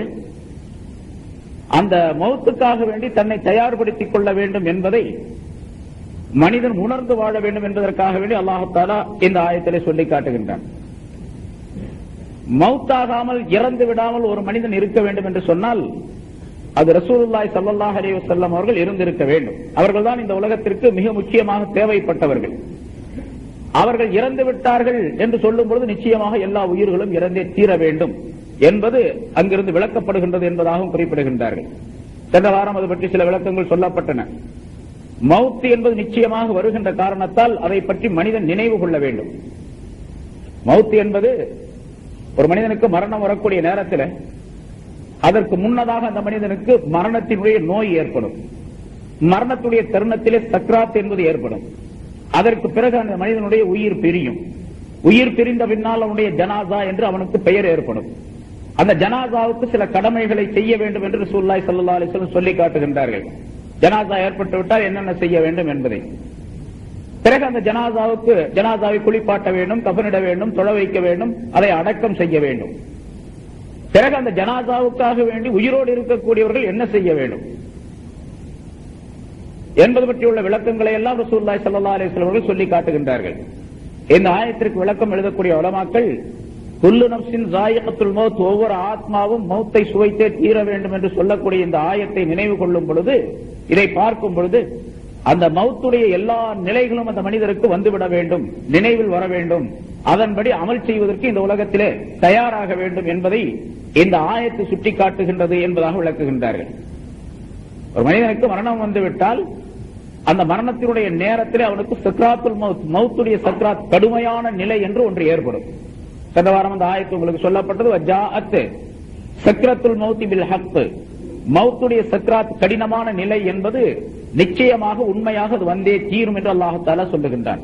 ஸல்லல்லாஹு அலைஹி வஸல்லம் அவர்கள் சொல்லுகின்றார்கள், இன்னலில் மௌத்தில சக்ராத்தின், மௌத்துக்கு சக்ராத் என்பது நிச்சயமாக உண்டு. சக்ராத் என்று சொன்னால் கடினமான ஒரு நிலை. மரண சமயத்தில் ஏற்படக்கூடிய நிலைக்கு பேர் சக்ராத் என்பதாக சொல்லப்படும். அது அல்லாத நேரத்தில் எவ்வளவு கஷ்டம் ஏற்பட்டாலும் அதுக்கு பேர் சக்ராத்னு சொல்றதில்ல. ஏன்னு கேட்டா அந்த சக்ராத் என்ற அந்த கடினமான நிலை இருக்கு பாருங்க, அது போல மனிதன் உயிரோடு இருக்கக்கூடிய நேரத்தில் கடினமான நிலை வர்றதே கிடையாது. அவ்வளவு கடினமான நிலை வர்றதே கிடையாது. நபி இப்ராஹிம் அலைஹிஸ்ஸலாம் அவர்கள் இறந்து விட்ட பின்னாலே, இறந்த நேரத்திலே அவருடைய உயிரை கைப்பற்றி மலக்கு அல்லாஹ் தஆலாவுடைய சன்னிதானத்திற்கு கொண்டு சென்றார். அல்லாஹ் தஆலா இப்ராஹிம் அலைஹிஸ்ஸலாம் அவருடைய அந்த ரூஹ் இடத்திலே கேட்டார். ஹதீஸிலே ஸல்லல்லாஹு அலைஹி வஸல்லம் சுட்டி காட்டுகின்றார்கள், இப்ராஹிமே மௌத்தை நீர் எப்படி பெற்றுக் கொண்டீர் என்பதாக கேட்டார். அப்ப இப்ராஹிம் அலைஹிஸ்ஸலாம் அவர்கள் சொன்னார்களா,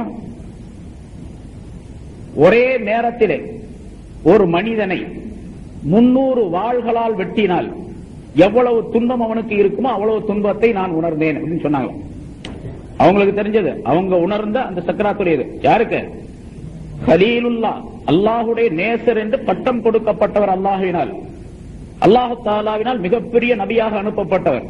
அப்படிப்பட்ட நபி அபுல் அன்பியா, நபிமார்களுக்கெல்லாம் தந்தை என்று பெயர் பெற்ற நபி இப்ராஹிம் அலைஹிஸ்ஸலாம் அவர்களுடைய சக்கராத்துடைய நிலை எப்படி இருந்ததுன்னா, 300 பேர் சேர்ந்து ஒரே நேரத்தில் வாளால வெட்டினா ஒரு ஆளுக்கு எவ்வளவு துன்பம் இருக்கும், எவ்வளவு கஷ்டம் இருக்கும், அவ்வளவு கஷ்டம் இருந்தது என்பதாக குறிப்பிடுகின்றார்கள். சரி, மூசா, அதுக்கு பின்னால மூசா அலைஹிஸ்ஸலாம், மூசா அலைஹிஸ்ஸலாத்துல அல்லாஹ் கேட்டானா. மூசா அலைஹிஸ்ஸலாம் மௌத்தாகும் போது முன்னால சொல்லி இருக்கிற பலருக்கு தெரியும், மூசா அலைஹிஸ்ஸலாம் ரொம்ப கோபக்காரர், கடுமையான கோபம். எவ்வளவு கோபம் வரும்னு கேட்டா, கோபம் வரக்கூடிய நேரத்தில் இந்த முடிகள் எல்லாம் அப்படி சிலிர்த்து நின்று கொள்ளும். முடி சிலிர்க்கிறது அப்படின்னு சொல்ற மாதிரி இருக்கு, அப்படி முடியெல்லாம் நட்டுக்கிட்டு நிக்குமா. நமக்கெல்லாம் முடி இந்த கை காலில் இருக்கக்கூடிய முடியெல்லாம் சிலிர்த்து நேரம் நிற்கும். மூசா அலைஹிஸ்ஸலாத்துக்கு தலையில இருக்கிற முடியெல்லாம் நேரம் நின்றுக்குமா கோபம் வந்துச்சுன்னா, அவ்வளவு கோபம் வரும். அதனால தலப்பா கட்டி இருப்பாங்க, கோபம் வச்சுன்னா தலப்பா கீழே விழுந்துருவான். அந்த மாதிரி கோபம் வரும். மலக்குல் மௌத் உயிரை கைப்பற்றக்கூடிய இஸ்ராயீல் அலைஹிஸ்ஸலாம் வந்து அல்லாஹ் தஆலா உங்க ரூஹை கைப்பற்றிட்டு வர சொன்னான் அப்படின்னு சொல்லி சொன்னாங்க. இவர் வந்த உடனே முதல்ல எங்க வந்தீங்க சலான்னு சொல்லி இந்த மாதிரி வந்திருக்கிறேன் அப்படி அப்படின்னு சொன்னார். உடனே வந்த உடனே ஒரு உங்களை ரூஹை கைப்பற்றி கொண்டு வரும்படியா அல்லாஹ் சொன்னான்னு சொன்ன உடனே மூசா அலைஹிஸ்ஸலாத்துக்கு கோபம் வந்துருச்சு. உடனே ஓங்கி ஒரு அடி விட்டார். யார? மலக்குல் மௌத்த ஸல்லல்லாஹு அலைஹி வஸல்லம் சொல்லுகின்றார், ஹதீஸ்ல வருது. ஓங்கி ஒரு அடி கொடுத்தாங்க. அடி கொடுத்த உடனே ஒரு கண்ணு அப்படியே ஓட்டையா போச்சு. அவங்க மனித வடிவத்துல வந்தாங்க, அந்த நல்ல அடி கொடுத்த உடனே கண்ணு ஒரு கண்ணு போயிடுச்சு. அப்படியே கண்ணை பிடிச்சிட்டு அவர் அல்லாஹ்ட்ட போயிட்டாரு. போய் யா அல்லாஹ் இந்த மாதிரி ஒரு ஆள்கிட்ட போய் ரூஹ் வாங்கிட்டு சொன்னீங்க, அவர் அடிச்சு கண்ணுங்க எல்லாம் ஓட்டையா போச்சு அப்படின்னு சொல்லி சொன்னார். அல்லாஹ் தஆலா தன்னுடைய குதிரத்தினால கண்ணை நல்லா ஆக்கிட்டு அப்புறம் திரும்ப இஸ்ராயீல் அலைஹிஸ்ஸலாத்தை சொல்லி அனுப்பினான். சரி, அவர் கொஞ்ச நாளைக்கு இருக்கணும் போல இருக்கு ஆசை உலகத்துல, அவர்கிட்ட போய் சொல்லு, ஒரு மாட்டுடைய முதுகின் மீது அவரை கையை வைக்க சொல்லு. ஒரு கையை அப்படி விரிச்சு வைக்க சொல்லு, ஒரு கையோ ரெண்டு கையை விரிச்சு வைக்க சொல்லு. அவருடைய கைக்கு கீழே எத்தனை முடிகள் இருக்கின்றனவோ, மாடோ ஆடோ வச்சுங்க, மாடுன்னு தான் வருது ஹதீஸ்ல, ஒரு மாட்டுடைய முதுகின் மீது மேனியின் மீது கையை வைக்க சொல்லு. அந்த கையை சுத்தி அது கைக்குள்ள எத்தனை முடி இருக்கு, ஒரு முடி 1000கணக்கான முடி இருக்கும்ல, 2000 3000 முடி இருக்கும் அந்த மாட்டுடைய முதுகு மேல இருக்கிற முடி. அதுல எத்தனை முடி இருக்குதோ ஒரு முடிக்கு 1 வருஷம் வீதம் அவருக்கு வயசு கொடுக்கப்பட்டிருக்கின்றதே அப்படின்னு சொல்லிட்டு அப்படின்னு சொன்னாங்க. அப்புறம் 2000 முடி இருந்துச்சுன்னா 2000 வயசு, 4000 முடி இருந்துச்சுன்னா 4000 வருஷம் அப்படின்னு சொல்லிட்டு சொன்னாங்க. அவர் திரும்ப வந்து என்ன விஷயம் அப்படின்னு கேட்டாங்க. இந்த மாதிரி அல்லாஹ் தஆலா சொன்னாங்க. அப்ப அதுக்கு பிறகு அப்படின்னு கேட்டாங்க. 4000 வருஷம், சரி 4000 முடி இருந்துச்சா 4000 வருஷம், அதுக்கு பிறகு மௌத்தாக வேண்டியதுதான். அப்படியா? அப்படின்னா இப்பவே எடுத்துட்டு போயிடு அப்படின்ட்டாங்க மூசா அலைஹிஸ்ஸலாம். இப்பவே கைப்பற்றிட்டு போயிடு. சரி, மூசா இஸ்ராயீல் அலைஹிஸ்ஸலாம் அவங்களுடைய ரூஹை கைப்பற்றி கொண்டு சென்றாங்க. ரூஹ் அல்லாஹ் தஆலாவுடைய சன்னிதானத்துக்கு கொண்டு செல்லப்பட்டது. அந்த மூசா அலைஹிஸ்ஸலாம் அவர்களிடத்தில் அல்லாஹ் தஆலா கேட்கிறான், மூசாவே, மௌத்துடைய அந்த கடினமான நிலையை சக்கராத்தை நீர் எப்படி கண்டு கொண்டீர், எப்படி பெற்றுக் கொண்டீர் அப்படின்னு சொல்ல கேட்டான் அல்லாஹ் தஆலா. மூசா அலைஹிஸ்ஸலாம் சொன்னாங்க, ஒரு சிட்டு குருவி ஒன்றை பிடிச்சு கொதிக்க வைக்கப்பட்ட எண்ணெய் சட்டியில எண்ணெயை ஊற்றி கொதிக்க வைக்கிறது. ஒரு சட்டியில நல்லா கொதிக்கக்கூடிய எண்ணெயில அந்த சிட்டுக்குருவி அப்படியே உயிரோட போட்டு பொரிச்சா எப்படி இருக்கும்? உயிரோட அப்படியே போடுறது. அந்த சிட்டுக்குருவிக்கு எவ்வளவு வேதனை இருக்கும்? அது மாதிரி உள்ள வேதனையை நான் பெற்றேன், கண்டுகொண்டேன் அப்படின்னு சொல்லி சொன்னாங்க.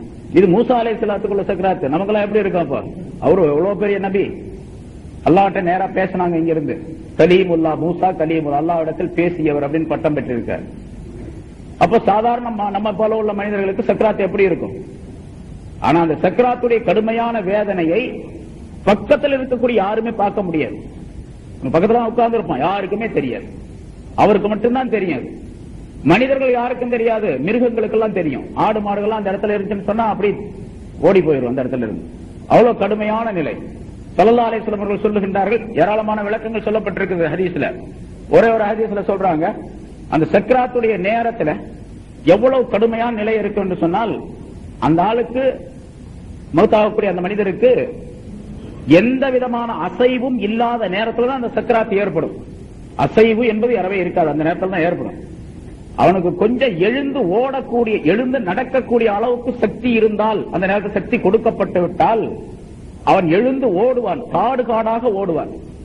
அவனை பிடிக்கிறதுக்கு இந்த உலகத்தில் யாராலையும் முடியாது அப்படிங்கிறாங்க. அவ்வளவு கடுமையா ஓடுவான். அவனை எல்லாரும் சேர்ந்து பிடிச்சாலும் கூட பிடிக்க முடியாது.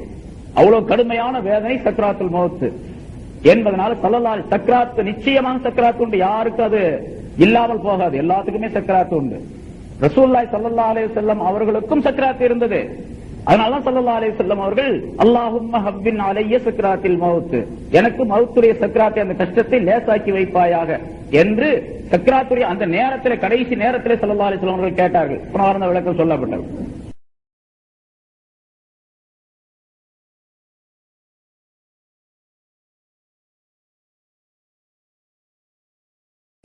சக்கராத், மௌத்துக்கு சக்கராத் என்பது நிச்சயமாக உண்டு என்பதாக சொல்லுகின்றார்கள். சக்கராத்துடைய நேரத்தில் எல்லா சத்தமும் அடங்கி ஒடுங்கிவிடும். இவன் சத்தம் போடவே முடியாது. இன் கதா குல்லு சௌத்தின் இந்த சக்கராத்தில் மௌத், மௌத்துடைய சக்கராத்து வரும் கூடிய நேரத்தில் எல்லா சத்தங்களும் அடங்கிவிடும்.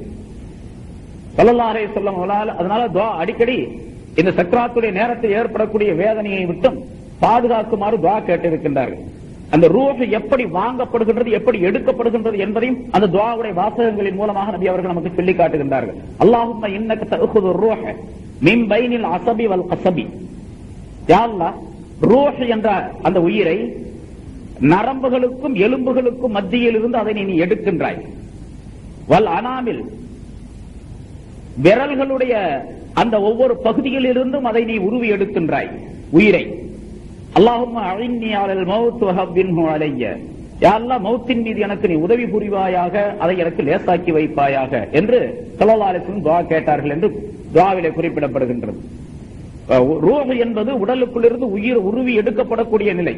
ஸல்லல்லாஹு அலைஹி வஸல்லம் அவர்கள் மற்றொரு ஹதீஸிலே சொல்லுகின்றார்கள், ஒரு மூமினான மனிதனாக இருந்தால் ஹஜ்ரத் இஸ்ராயீல் அலைஹிஸ்ஸலாம் அவர்கள் வந்து அல்லாஹ்வுடைய நல்லடியாருடைய உடலுக்குள்ளே இருக்கக்கூடிய இனிமையான ரூஹே, நீ அல்லாஹ்வுடைய ரஹமத்தின் பக்கம் வெளிப்பட்டு வருவாயாக அப்படின்னு அந்த ரூஹை கூப்பிடுறாரு. அது ரொம்ப ஆனந்தமான முறையில் அது வெளிவருகின்றது. அது எப்படி வருகின்றது, ஒரு மூமினான மனிதனுடைய உடலுக்குள் இருக்கக்கூடிய ரூஹ் எப்படி வருகின்றது அப்படிங்கிறது ஸல்லல்லாஹு அலைஹி வஸல்லம் ஒரு உதாரணம் சொல்லுகின்றார்கள். ஒரு தோல் பையில தண்ணீர் நிரப்பப்பட்டு இருக்கின்றது. அந்த தோல் பையினுடைய வாய் கட்டப்பட்டு இருக்கின்றது, கயிற்றால் கட்டப்பட்டு இருக்கின்றது. அந்த கட்டப்பட்ட பையினுடைய கயிற்றை அவிழ்த்து விட்டு அந்த பையை தலைகீழாக கவிழ்த்தால் தண்ணீர் எப்படி தங்குதடையின்றி வெளியே ஓடி வருகின்றதோ அதே போல மூமினான மனிதனுடைய ரூஹ் ஓடி வருகின்றது, வெளியே வந்து லேசா ஓடி வந்துருது. அதை எடுத்துக்கிட்டு போயிடுவார். அது பின்னால் நிறைய விளக்கங்கள் சொல்ல பின்னால சொல்லும். ஒரு காபிரான மனிதனுடைய ரூஹா இருந்தால் அல்லது பாவம் செய்த மனிதனுடைய ரூஹாக இருந்தால் இஸ்ராயீல் அலைஹிஸ்ஸலாம் அவர்கள் கூப்பிடுறாங்க, பாவியான மனிதனுடைய உடலுக்குள்ளே இருக்கக்கூடிய கெட்ட ரூஹே, நீ அல்லாஹ்வுடைய தண்டனையின் பக்கம் வெளியாகி வருவாயாக அப்படின்னு கூப்பிடுறாரு. அது அங்கே எங்கேயும் போய் ஓடி ஒளியுதும், வெளியே வர்றதில்லை, போய் ஒளியுது. கடைசியாக இஸ்ராயீல் அலைஹிஸ்ஸலாம் அவர்கள் தங்களுடைய அவர்களுக்கு கொடுக்கப்பட்ட அந்த சக்தியை கொண்டு அந்த உயிரை பிடித்து வேகமாக இழுத்து வெளியே கொண்டு வருகின்றார். அதற்கு உதாரணத்தை ரசூலுல்லாஹி ஸல்லல்லாஹு அலைஹி வஸல்லம் இப்படி சொல்லி காட்டுகின்றார்கள். ஒரு மெல்லிய துணி, இந்த மாதிரி நான் மேல போட்டிருக்கேன், இந்த மாதிரி துண்டு லேசான துணி, கடுமையான முள் நிறைந்த முள் செடிகள், முள்ளு செடி நிறைய முள்ளா இருக்கு, ஒரு செடி முள் செடி, இந்த கருவேல முள்ளுன்னு சொன்னாங்க, அந்த மாதிரி நிறைய முள் இருக்குது. இந்த மெல்லிய துணி அப்படி விரிச்சு அந்த முள்ளு மேல அப்படி தூக்கி போட்டா அந்த முள்ளெல்லாம் போய் அதுல குத்திக்குமா இல்லையா? அந்த துணியை ஒரு பக்கத்தை ஒரு மூளையை பிடிச்சி வேகமாக இழுத்தா, ரொம்ப வேகமா இழுக்கணும். இழுத்தா எப்படி இருக்கும்? அப்ப அந்த துணி என்ன ஆகும்? டாரா கிழிச்சுக்கிட்டு வந்துடும், துண்டு துண்டா போயிடும். அது மாதிரி அந்த ரூஹை எடுக்கிறாங்க.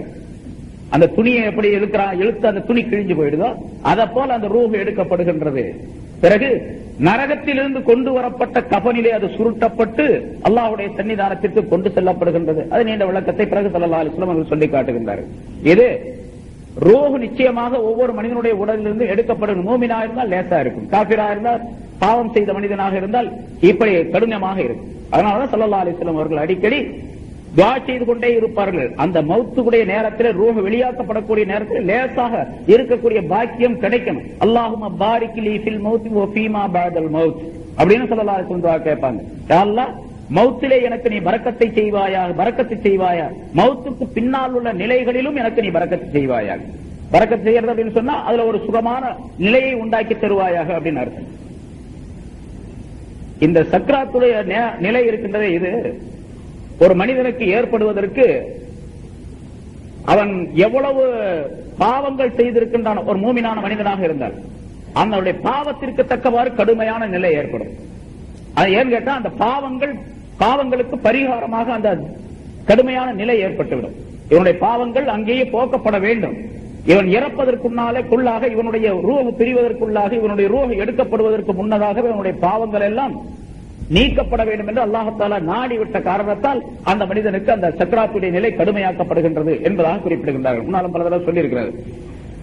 ஸல்லல்லாஹு அலைஹி வஸல்லம் அவர்கள் சொல்லுகின்றார்கள், இன்னல் அப்தல யுஆலஜு கர்பல் மௌத், மௌத்துடைய துன்பத்தின் மூலமாக ஒரு மனிதன், ஒரு அடியான் அவன் சிகிச்சை செய்யப்படுகின்றான். சக்ராத்தில் மௌத், மௌத்துடைய சக்ராத்தை கொண்டும் அந்த மனிதன் சிகிச்சை அளிக்கப்படுகின்றான்.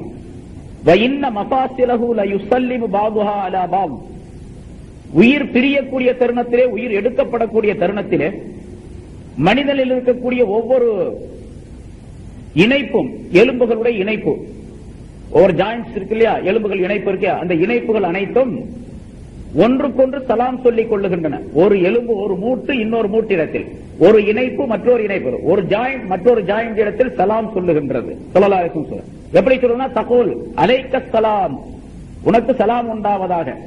ஸல்லல்லாஹு அலைஹி வஸல்லம் அவர்கள் உயிரோடு இருக்கக்கூடியவர்களுக்கு அஸ்ஸலாமு அலைக்கும் சொல்லணும். இறந்து விடக்கூடிய அந்த மனிதர்களுக்கு ஜனாசாவை பற்றி அலைக்க சலாம் என்று சொல்லணும். இது அறியாமை காலத்திலும் கூட சொல்லப்பட்டுக் கொண்டிருந்தது என்பதாக வரலாற்றிலே குறிப்பிடப்படுகின்றது. அதை ஸல்லல்லாஹு அலைஹி வஸல்லம் இந்த ஹதீஸிலே சொல்லித் தருகின்றார்கள். அந்த உறுப்பு, அந்த ஜாயிண்ட், ஒரு ஜாயிண்ட் மற்றொரு ஜாயிண்ட் இடத்திலே, ஒரு இணைப்பு மற்றொரு இணைப்பிடத்திலே சொல்லுகின்றது அலைக்க சலாம், உனக்கு சலாம் உண்டாவதாக. துஃபாரிகுனி உஃபாரிகுக இலா யௌமில் கியாமா, என்னை நீ பிரிந்து விடப் போகின்றாய், நான் உன்னை பிரிந்து விடப் போகின்றேன். எதுவரைக்கும்? கியாமத் நாள் வரைக்கும். அதுக்கு பின்னால் நம்ம ரெண்டு பேரும் ஒன்னா சந்திப்போம் என்று இந்த ஜாயிண்ட் அந்த ஜாயிண்ட் இடத்துல, முழங்கால்னா அது ஒரு ஜாயிண்ட், கீழே அது கீழே கணுக்கால சொன்னா அது ஒரு ஜாயிண்ட். இப்ப முழங்கால் என்ன பண்ணும்? கணுக்கால இடத்துல சொல்லும், இந்த மாதிரி உன்னை விட்டு நான் பிரிய போறேன், என்னை விட்டு நீ பிரிய போற, கியாமத் நாள் வரைக்கும் நம்ம ரெண்டு பேரும் பிரிஞ்சிருப்போம், கியாமத் நாள் வரும்போது ரெண்டு பேரும் ஒன்னா சேருவோம் அப்படின்னு சொல்லி. அதாவது இந்த ரூஹ் வேறொரு உடலிலே செலுத்தப்படும் இல்லையா, நம்மள மாதிரி இன்னொரு உடல் தயார் செய்யப்பட்ட அந்த உடல்ல இருக்கும். பின்னால அந்த நேரத்தில் இந்த எலும்புகள்லாம், இந்த ஜாயிண்ட்ஸ் எல்லாம் அந்த உயிருக்கு உள்ளதாக கொடுக்கப்படும். அது வரைக்கும் நம்ம பிரிஞ்சிருப்போம் என்பதாக சலாம் சொல்லிக் கொள்ளும் என்பதாக ரசூலுல்லாஹி ஸல்லல்லாஹு அலைஹி வஸல்லம் சொல்லுகின்றார்கள். மௌத் என்பது ஒரு மூமினான மனிதனாக இருந்து விட்டால் அந்த மனிதனுக்கு அது ரொம்ப ஆனந்தமான நிலை. நமக்கு தான் ரொம்ப பயமா இருக்கு, மௌத்தா போயிட்டா என்ன பண்றது அப்படின்னு சொல்லிட்டு. மௌத்த வந்தா இப்ப என்ன பண்றது? யாராவது தயாரா? உன்னை பல தடவை கேட்டிருக்கிறேன், இப்பவே மௌத்தா போகணும், வீட்டுக்கெல்லாம் போக கூடாது அப்படின்னா யாரு தயாரா இருக்கிறான்? யாருக்குமே பிரியம் இருக்காது. இப்பவே மௌத்தா போகணும், வெளியே போறதுக்குள்ள ஜனாசாவை தான் தூக்கிட்டு போகணும் அப்படின்னு இருக்குன்னு வச்சுங்க. அப்படி யாருமே பிரியப்பட மாட்டாங்க. ஆனா நல்லடியார்கள் எப்பொழுதுமே தயார் நிலையில் இருப்பாங்க. ஏன்னு கேட்டா, மவுத் என்பதுதான் அல்லாஹ்விடத்தில் இருக்கக்கூடிய வெகுமதிகளை பெறுவதற்கு வழியாக, சாதனமாக, காரணமாக ஆக்கப்பட்டிருக்கிறது. மவுத் இல்லாம அல்லாஹ்விடத்தில் இருக்கக்கூடிய அந்த சொர்க்கத்தினுடைய வாழ்க்கை, இனிமையான வாழ்க்கையை பெற முடியாது. அந்த வாழ்க்கை என்பது பின்னால் அல்லாஹ் தஆலா இந்த ஆயத்தினுடைய அடுத்த பகுதியிலே சொல்லுகின்றான், அது ரொம்ப இனிமையான ஒரு வாழ்க்கை. அதே போல ஒரு வாழ்க்கை இந்த உலகத்திலே ஒரு மனிதன் தன்னுடைய கண்களால், காதுகளால் எதிலையுமே உணர்ந்திருக்க முடியாது. அப்படிப்பட்ட ஒரு அற்புதமான வாழ்க்கை இருக்கின்றது. அதை பெறுவதற்கு மவுத்து தான் இடைநிலையாக இருந்து கொண்டு இருக்கிறது. அதனால ஸல்லல்லாஹு அலைஹி வஸல்லம் அவர்கள் சொல்லுகின்றார்கள், இன்னல் மௌத்த ஜஸ்ருன், மவுத் என்பது ஒரு பாலம், ஒரு பிரிட்ஜ். யூசிலுல் ஹபீப இலல் ஹபீப், நேசனை நேசனோடு சேர்த்து வைக்கும் பாலம் அது. அந்த பாலத்தின் வழியா போனா தான் போய் நேசனை அடையலாம், நம்முடைய நண்பனை போய் சேரலாம், அதாவது அல்லாஹ் தஆலாவை போய் சேரலாம். மௌத்தை கொண்டுதான் அல்லாஹ்விடத்தில் இருக்கக்கூடிய பெரிய வெகுமதி கிடைக்க பெறக்கூடிய நிலை அந்த மனிதனுக்கு ஏற்படும். அதனால மௌத் என்பதை மூமினான மனிதராக இருந்தால் நிச்சயமாக விரும்புவார். அல்லது பாவங்கள் செய்து விட்டாலும் கூட பாவங்களுக்கு பரிகாரம் தேடி தௌபா செய்து தன்னை சுத்தப்படுத்தி தயார் நிலையில் இருக்கக்கூடிய மனிதருக்கு எந்த விதமான பிரச்சனையும் இல்லை. மற்றவங்க எல்லாம் பயப்படணும், மூமினாக இருந்தால் பயப்பட வேண்டிய அவசியமே இல்லை. ஸல்லல்லாஹு அலைஹி வஸல்லம் மற்றொரு ஹதீஸ்ல சொல்றாங்க, இஸ்னானி யக்ரஹுமா இப்னு ஆதம், ரெண்டு விஷயங்களை ஆதமுடைய மகன் வெறுக்கிறான், மனுஷன் வெறுக்கிறான். ரெண்டு விஷயங்களை, யக்ரஹுல் மௌத்த, மௌத்த வெறுக்கிறான் மனுஷன். வல் மௌத்து கைருல் லில் மூமின் மினல் ஃபித்னா, ஆனா மௌத் என்பது மூமினுக்கு அதுதான் நல்லது. இந்த உலகத்தில் உள்ள ஃபித்னாவை விட, உலகத்தில் இருக்கக்கூடிய ஃபித்னாவை விட மௌத்து வர்றதுதான் நல்லது. அதனால எல்லாருமே மௌத்தா போயிரும் அப்படின்னு கேட்க கூடாது. யாரெல்லாம் என்னை சீக்கிரமா மௌத்தாக்கிற, அந்த காணிக்கை கிடைக்கிறதுக்காக வேண்டி அப்படின்னு கேட்க கூடாது. அதுக்கும் ஸல்லல்லாஹு அலைஹி வஸல்லம் வழிமுறையை சொல்லி தந்திருக்கிறாங்க. சிரமம் ஏற்படுத்தி, கஷ்டம் ஏற்படுத்தி, யாரெல்லாம் இந்த உலகத்துல என்ன வச்சிருக்காதே, இவ்வளவு கஷ்டமா இருக்க, என் பொண்டாட்டி என்ன இவ்வளவு தொந்தரவு செய்யறாளே, என் பிள்ளைகளா அப்படி கஷ்டப்படுத்துறாங்களே, எனக்கு காசு கிடைக்க மாட்டேங்குதா, வியாபாரம் சரியில்லை, எனக்கு சீக்கிரம் மௌத்தாக்கி அப்படிலாம் கேட்க கூடாது. அப்படி கேட்கணும் அப்படின்னு யாருக்காவது விருப்பம் இருந்துச்சுன்னு சொன்னா, உலகத்துல கஷ்டமா இருக்குது, இருக்கிறது வீட்டுல கஷ்டம், நாட்டுல கஷ்டம், எப்படி எல்லாத்தையும் கஷ்டமா இருக்குது, ரொம்ப சிரமப்பட்டு இருக்கிறாரு அப்படின்னு சொன்னா, அப்படி கேட்கறதா இருந்தா இப்படி கேளுங்க, யா அல்லாஹ், நான் வாழ்வது, நான் உயிரோடு இருப்பது நன்மை என்பதாக நீ நினைத்திருந்தால், நீ விளங்கி இருந்தால் என்னை உயிரோடு வாழச் செய்வாயாக. நான் இறந்து விடுவதுதான் நல்லது என்று நீ நினைத்தால் என்னை மௌத்தாக்கி விடுவாயாக. இந்த உலகத்துடைய குழப்பங்களில் அகப்படாமல் என்னை நீ மௌத்தாக்கி விடுவாயாக அப்படின்னு ஸல்லல்லாஹு அலைஹி வஸல்லம் கேட்க சொல்றாங்க. அப்படி கேட்டுக்கலாம். அது அல்லாஹ்வுடைய விருப்பத்தில் விட்டுறது இல்ல. என்ன மௌத்தாக்குறது நல்லதுன்னா நீ மௌத்தாக்கு, உயிரோட வைக்கிறதுனா உயிரோட வை என்று அல்லாஹ்விடத்தில் ஒப்படைச்சிடுறது, அதை செய்யலாம். மனிதன் பொதுவாகவே மௌத்தை வெறுக்கக்கூடிய நிலை இருக்கின்றது. ஆனா மௌத் என்பது மூமினுக்கு ரொம்ப ஹைரானது ஃபித்னாவை விட. ஃபித்னானா என்ன? உலகத்துல இருக்கிறது எல்லாமே ஃபித்னா தான். காசு நிறைய இருக்குதுங்க, பணம் நிறைய சம்பாதிக்கிறாரு ஒருத்தர், அந்த பணமே ஃபித்னா தான் இருக்கு. நிறைய குழந்தைகள்லாம் இருக்கிறாங்க, ஆம்பளை பிள்ளை பொம்பளை பிள்ளை இல்ல இல்ல எல்லாமே ஆம்பளை பிள்ளைங்களா இருக்குதுன்னு வச்சுங்க, எல்லாமே ஃபித்னா தான். அழகான பெஞ்சாதீங்க, நம்ம சொல்றதை தட்டுறதே கிடையாது. அப்படி அந்த மாதிரி ஒரு அற்புதமான மனைவி கிடைச்சிருக்கு, அதுவும் ஃபித்னா தான். அல்லாஹ் தஆலா குர்ஆன்ல சொல்லி தருங்க, இன்னமா அம்வாலுக்கும் வஅவுலாதுக்கும் ஃபித்னா, உங்களுடைய பொருள்களும் உங்களுடைய மக்களும் ஃபித்னா, குழப்பம் உண்டாக்கக்கூடியது உங்களுக்கு. வஇன்ன மின் அஸ்வாஜிக்கும் வஅவுலாதிக்கும் அதுவல்லக்கும் ஃபஹதரூஹும், உங்களுடைய மனைவி உங்களுடைய மக்களில் இருந்தே உங்களுக்கு எதிரிகள் இருக்கிறார்கள், ரொம்ப ஜாக்கிரதையா இருந்துங்க அவங்கள்ட்ட என்று அல்லாஹ் தஆலா சொல்லுகின்றான். மனைவி மக்கள்லயே எதிரி இருக்கிறாங்க, அவங்க தான் எதிரி, உங்களுக்கு முதல் எதிரி. வீட்டுக்குள்ளதான் முதல் எதிரி, அப்புறம் இரண்டாவது வெளியே எதிரி. அதனால ரொம்ப ஜாக்கிரதை, ஃபஹதரூஹும், அவர்களை ஜாக்கிரதையாக அவரிடத்தில் இருந்து கொள்ளுங்கள் என்று அல்லாஹ் தஆலா எச்சரிக்கை செய்கின்றார். ஆக மவுத் என்பது மனிதன் வெறுக்கிறான், ஆனா மவுத் வர்றதா மூமினுக்கு ரொம்ப நல்லது, மூமினா இருந்தா அது நல்லது தானே. சரி, இன்னொன்னு என்ன, ரெண்ட வெறுக்கிறான்னு சொன்னாங்கல்ல, வயக்ரஹு கில்லத்தல் மால், பொருள் குறைவாக இருப்பதை வெறுக்கிறான். என்ன வருமானமே இல்ல, ஒரு நாளைக்கு 20 ரூபா தான் 50 ரூபா தான் சம்பாதிக்கணும், ஏதோ அரை குறையா கஞ்சி குடிச்சுட்டு இருக்க அப்படின்னு சொல்லி சொல்றான். ரொம்ப குறைவான காசு தான் கிடைக்குது அப்படின்னு சொல்லி மனுஷன் பொருள் குறைவாக இருப்பதை மனிதன் வெறுக்கிறான். ரொம்ப அதிகமா இருந்துச்சு அப்படின்னு சொன்னா அவனுக்கு ரொம்ப சந்தோஷம், இன்னைக்கு பரவாயில்லைங்க, பரக்கத்தை எல்லாம் பறக்க செஞ்சுட்டான், இந்த சீசன்ல எப்படி ஒரு 2 லட்சம் ரூபாய் 4 லட்சம் ரூபாய்க்கு வியாபாரம் நடந்துச்சு அப்படின்னு சொன்னா அவனுக்கு ரொம்ப சந்தோஷம். பொருள் குறைவாக இருப்பதை வெறுக்கின்றான்.